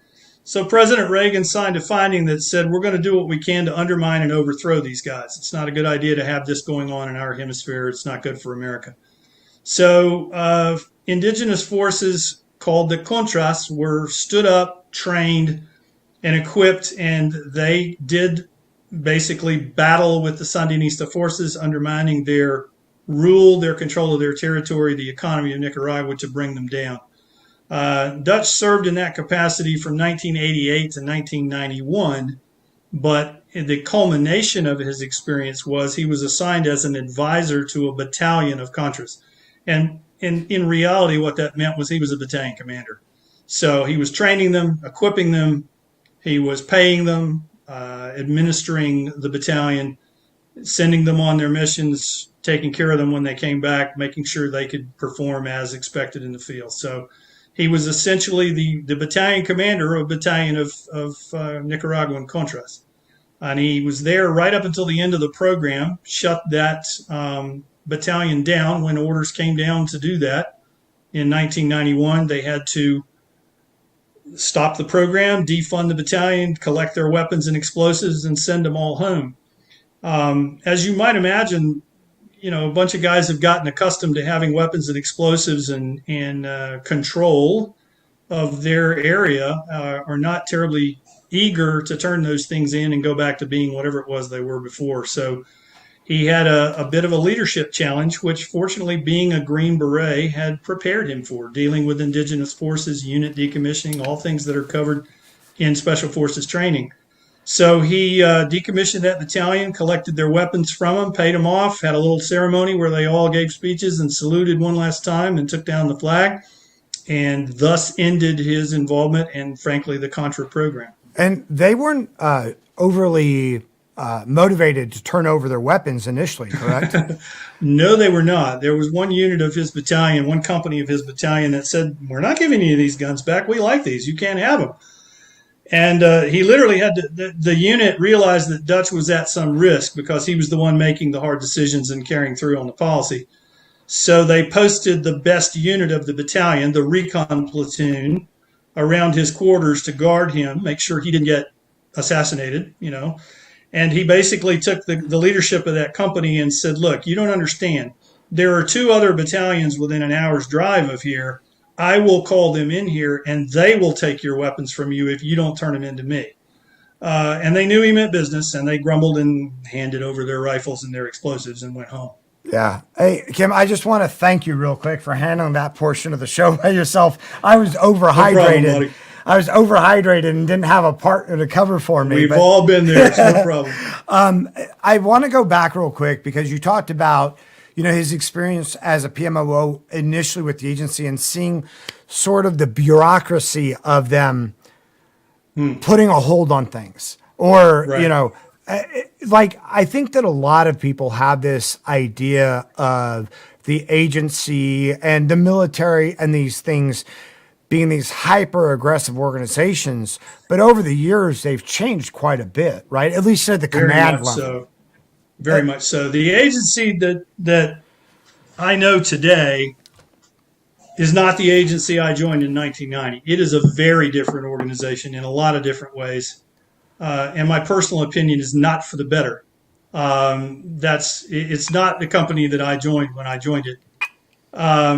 And no, people have this notion of the agencies out there rogue, doing things that nobody's approved, and an individual operator decides to go Colonel Kurtz. It's not that way unless you're at the very, very, very top of the agency. Now, I won't speak to the actions of directors or former directors, but the individual officer, you don't have that ability. You're not out there calling those shots. You're doing the mission you've been given to do to the best of your ability. And so, it wasn't like that at all. And it, so they say, okay, the president, the process is this. The president signs a finding and says, "I hereby find that the following situation is a clear and present danger to the security of the United States, and I want something done about it," period. The agency then comes up with a plan to address that problem. And they submit it up a chain of command, right? Mm-hmm. And somebody up, National Security Council may go all the way back to the president, says, "Okay, this is what the best option we think to do what you want done is." And they go, "Okay, you're authorized to do it. Go get it." So that then starts a process of preparation and training and supply acquisition and all the things that have to be done to make it possible. Well, there are some people, there are a lot of very skilled career bureaucrats in the CIA. They're really, really, really good at, keeping their career on an upward trajectory and avoiding as much personal risk as possible. And so they all said, yeah, we think this is a great idea. Yeah, that's what we ought to do. When in fact, in their heart of hearts, they're going, man, I hope we don't ever have to do this because there's a lot of risk involved, Right. And when it comes down time to do it, so they'll wait, they'll sit back. They're not going to be the one to rock the boat. They're not going to be the one to stick their hand up and say, ooh, I don't think this is such a good idea. Right. Because then you look like a coward. You look like a malcontent. You're not with the team. But ultimately, they're hoping something will happen. The guy you're there to undermine dies of a heart attack. Well, you don't need this program anymore. No problem. Right.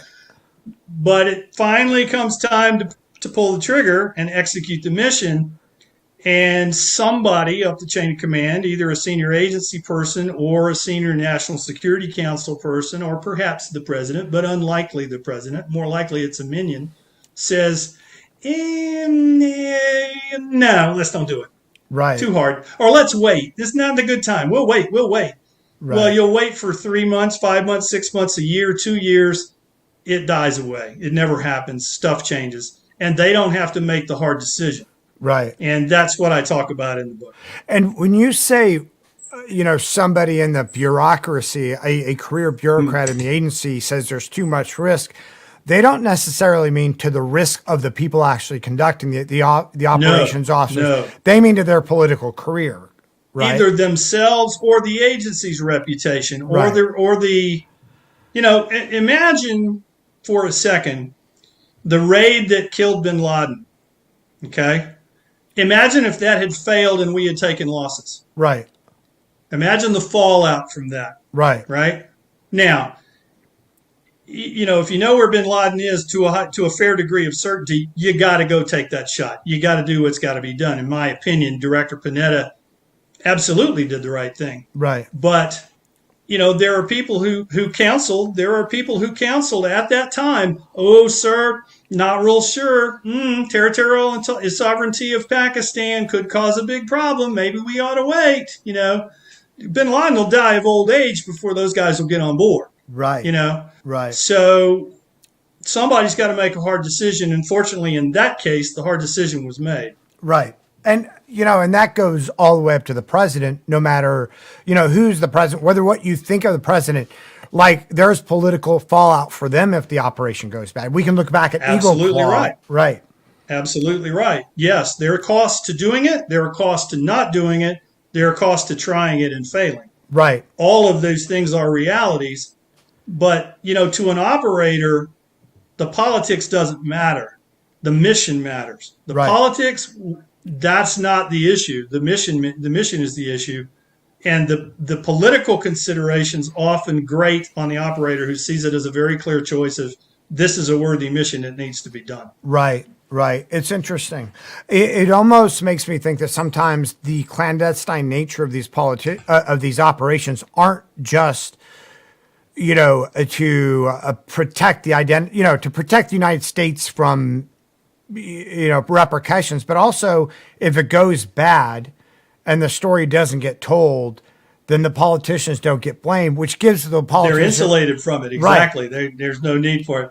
Now, lest everybody think that I think I'm a national security expert or an expert political advisor, I retired from the agency in the grade equivalent to a disgruntled colonel. So don't take me as appearing to be more than I am. I have the perspective I have, and I freely admit it might not be the perspective of somebody senior to me. Yeah, I mean, yeah. So we talked about Iran-Contra, and then Dutch from there moved on to West Africa. He did. One of those garden spots that had a small station, difficult environment, very, very austere, extremely poor country, civil disorder, no real rule of law. One of those places you don't send an investment banker to as COS. It wouldn't be a good match. Right. And so that's the kind of natural fit for a PM officer who's willing to put his hand up and say, yeah, I'll do it, and who can function effectively in that environment. So they came around and looked for volunteers. And of course, Dutch's default answer when asked to volunteer is yes. And he went off to West Africa to a post that I was somewhat shocked they wouldn't let me name the post. I was like, okay, I'm not saying there's a station there today. I'm saying there was a station there in 1994, but that's their policy, so it is what it is.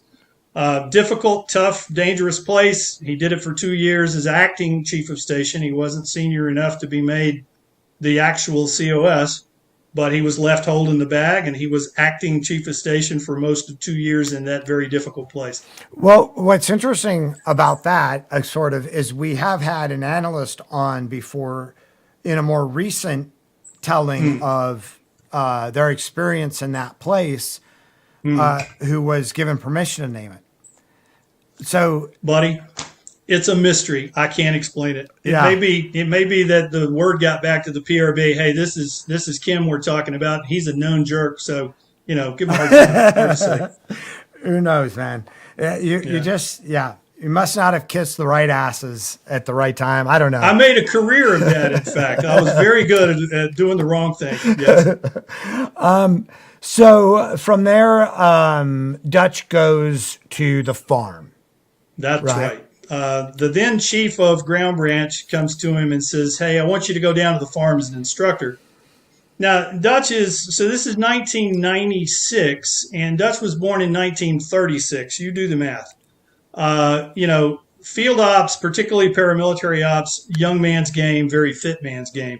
Dutch has always been very fit, but, the sands through the hourglass, so are the days of our lives. There Right. comes a time when it's time to hang up the spurs, And so he didn't want to go, but the chief said, look, you don't understand. I've just been made chief of the training facility down there, and I want you there. So you're going. Right. And so he did. He went down and became an instructor on the hard skill side of the farm, not the tradecraft school, but the shooting and driving and fieldcraft side of the farm. And did that until his retirement in 1999. And then they said, well, we'd really like you to stay as an instructor, but as a contractor, would you do that? And what is Dutch's answer? Yes. And he did it for 23 more years, only retiring a couple of weeks ago, actually. And you talked about that portion of the farm because that was where you first met Dutch, correct? Well, I first met him as a student, but I first got to know him and be his friend as a co-instructor on that side of the house. On that yes. side of the house. And so Yes. it's the SOTC. Yes. And can you tell us a little bit about that? Sure. The history of the agency, or the Directorate of Operations, the operations officers for the agency, grew out of the Office of Strategic Services in World War II. OSS is the forerunner to the agency, and you know what kind of operations those guys did in World War II. If you don't, you need to read up on it. It's pretty fascinating. I actually had the chance to meet and spend a week with a member of an OSS Jedburgh team once. It was a remarkable experience. Wow. A guy named Douglas Bazata. He's been written about. Anyway, so the agency knew that it was preparing officers for duties in difficult, dangerous places. And they had what was called the paramilitary course that many case officers went to after they became case officers in the field tradecraft course. Over time, that morphed into what became the SOTC. And there were lots of differences there. First of all, that kind of stuff is a lot of fun, shooting and driving and flying around in helicopters and jumping out and parachuting and taking boats out on the river and that kind of stuff is all great fun. And the agency of the 1980s was becoming a different organization. It was becoming, different than it had been. So first thing they had to do was more and more operations officers were going to be not military experienced men and not necessarily white males, and there were going to be a lot more women as case officers. And then it was, we don't think only case officers are deserving of this kind of training. This will be a great recruiting tool and a great incentive for officers of all four directorates who are joining the agency for a career to give them this fun, exciting training. So it morphed into what became known as the SOTC. The old PM course was renamed and became the SOTC.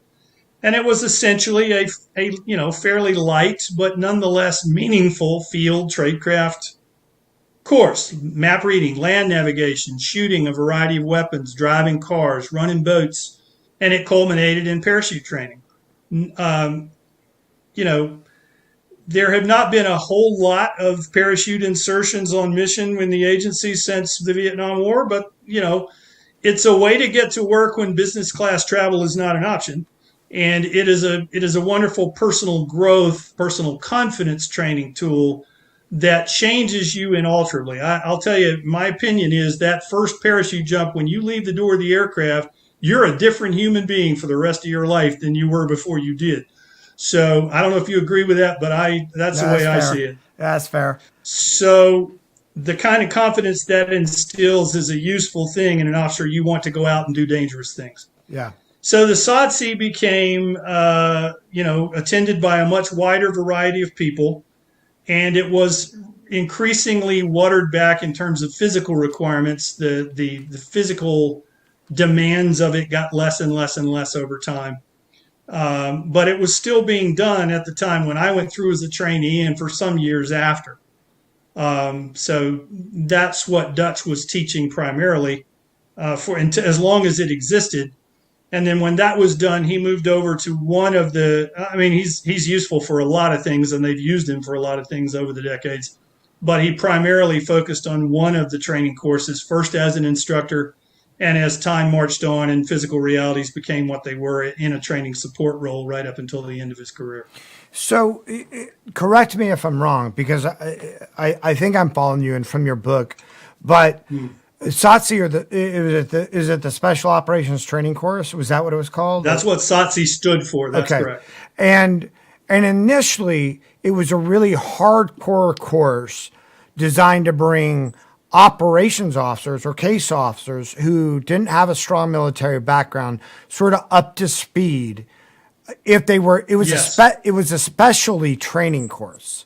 It was that's correct. When it was it was called the Paramilitary course in its earliest days. Right. And it got guys ready for those missions in Vietnam where you were out with a provincial unit as their advisor. You were out in the hinterlands of Laos recruiting Montagnards and forming up a company-sized element to harry the Vietnamese. There were guys that did that in Vietnam. Most of them were Vietnam combat veterans who had been sheep-dipped into the agency, but nonetheless, you had a whole bunch of people assigned to roles as operations officers around the world where they needed hard skills. They needed to be able to function and deal. And that was its role.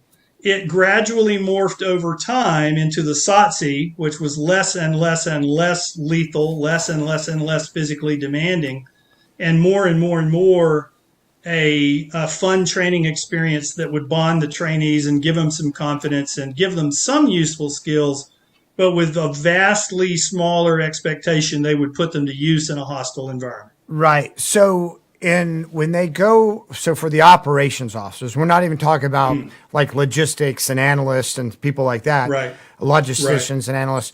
But for the operations officers, originally when they went through this course, it was physically demanding.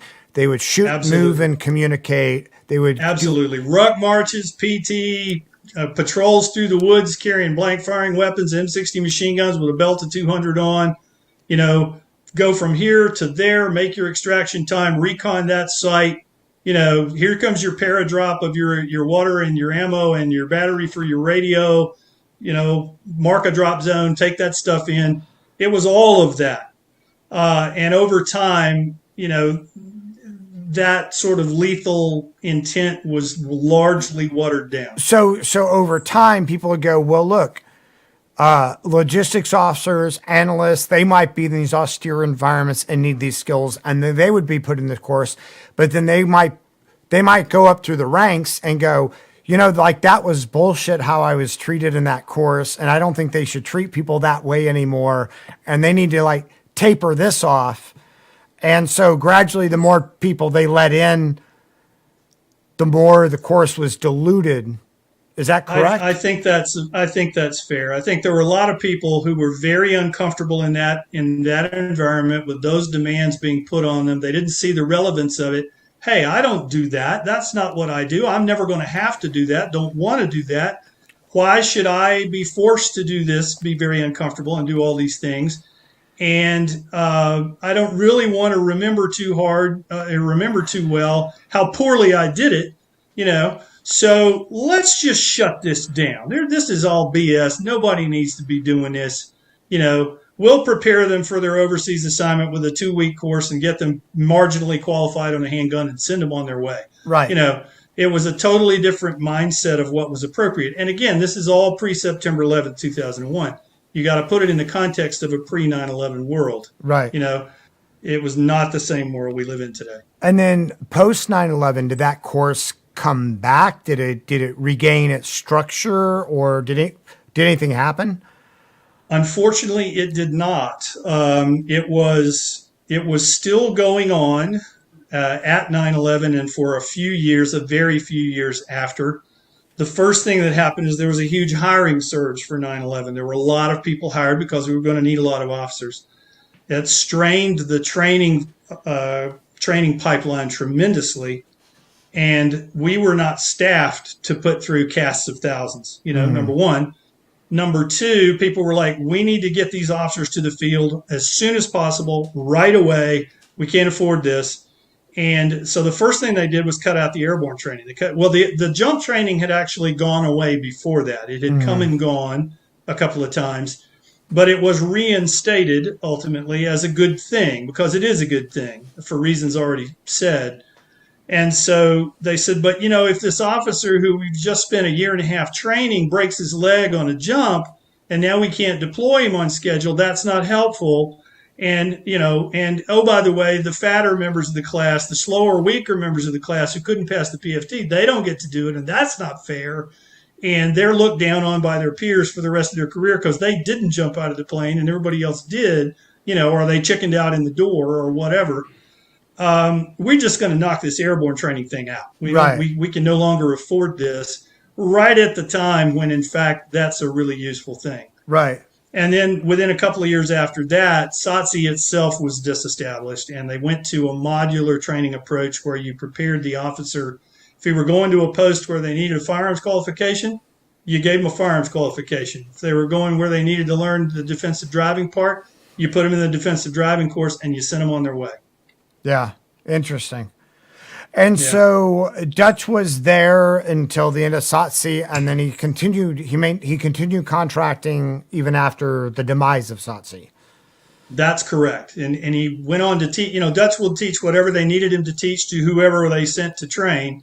And the farm trains a variety of people. Team Alpha, Mike Spann, first team into Afghanistan, first casualty in Afghanistan. I met Mike briefly when he came to the base to do some pre-mission training before that deployment.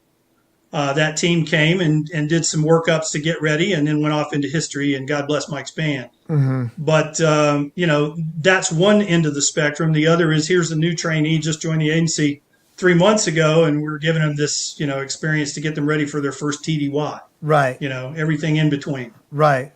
No, it's fascinating. And, what final notes, or what would you like to say about Dutch? Like, where is he now, and how? I'm happy to say Dutch retired officially as an officer of the agency in 1999. He retired as a contractor about 2 weeks ago, officially. He is happily remarried to his wife, Kathy, who is a lovely human being, loves him to death, takes very good care of him. He is enjoying retirement, looking forward to some travel with Kathy, looking forward to not, having to do all those things that you have to do when you're still working, and enjoying the sun coming up in the morning and good tasting food that he likes and coffee and enjoying the golden years of his life after 60 years of contribution to our nation. It's amazing. I mean, it's truly amazing. And, we hope he has many more. And, one of the things you talked about in the book, but we didn't really talk about, was his first marriage, which was a very successful, very long-lasting marriage. And absolutely, 42 years. Married for 42 years, and had an adopted daughter who herself had 2 sons. They are working police officers. They are both Army veterans. They both deployed to Iraq, and I'm not sure if both of them went to Iraq and Afghanistan, but between the two of them, they went to Iraq and Afghanistan. Their MOS was military policemen, but they were used as dismounted infantry in those deployments. You guys, very well what that was like and what that meant. They're both working police officers, and they are serving our country as guardians of our civil society. So he clearly passed along the notion of selfless service to his grandsons, both of whom are apparently fine Americans. Yeah, no, it's an amazing story. Like I said, from a child who was essentially a prisoner of war, not a uniformed soldier, but in a Japanese internment camp for a couple of years at the age of 5. He spent 4 or 5 of his formative years in prisoner camps, and Starving to death, being guarded by guys with bayonets. and and then his story from there, it's the type of thing that you would see in a movie and think it was fantastical. Yeah, if you tried to sell this as a screenplay to Hollywood, every agent you talk to would say there is no flipping way. This is utterly unbelievable. Right. Suspension of disbelief is not achievable here. Right. Sorry, this interview is over. Right. It's all true. Right. It's all true. It's amazing. And Kim, tell us a little bit about your second book, because this comes from your personal experience, please. And, I don't know that in the Army there is an equivalent term as sea stories, but for some reason the Navy has sea stories, and there's a reason for that. There's a reason for that. Sailors get up to Skippy every damn day. Yes, they do. They do funny stuff. You're confined. Who was it that said that, going to sea in the Navy is a lot like prison, with the opportunity to burn to death or drown thrown in as a benefit, and they're not wrong with that. So I was a Navy officer. I retired from the reserves. I spent over 8 years on active duty as a surface warfare officer. Almost all of that time was on ships. I spent 1 year as an admiral's aide, and then the rest of the time I was on ships. Yeah.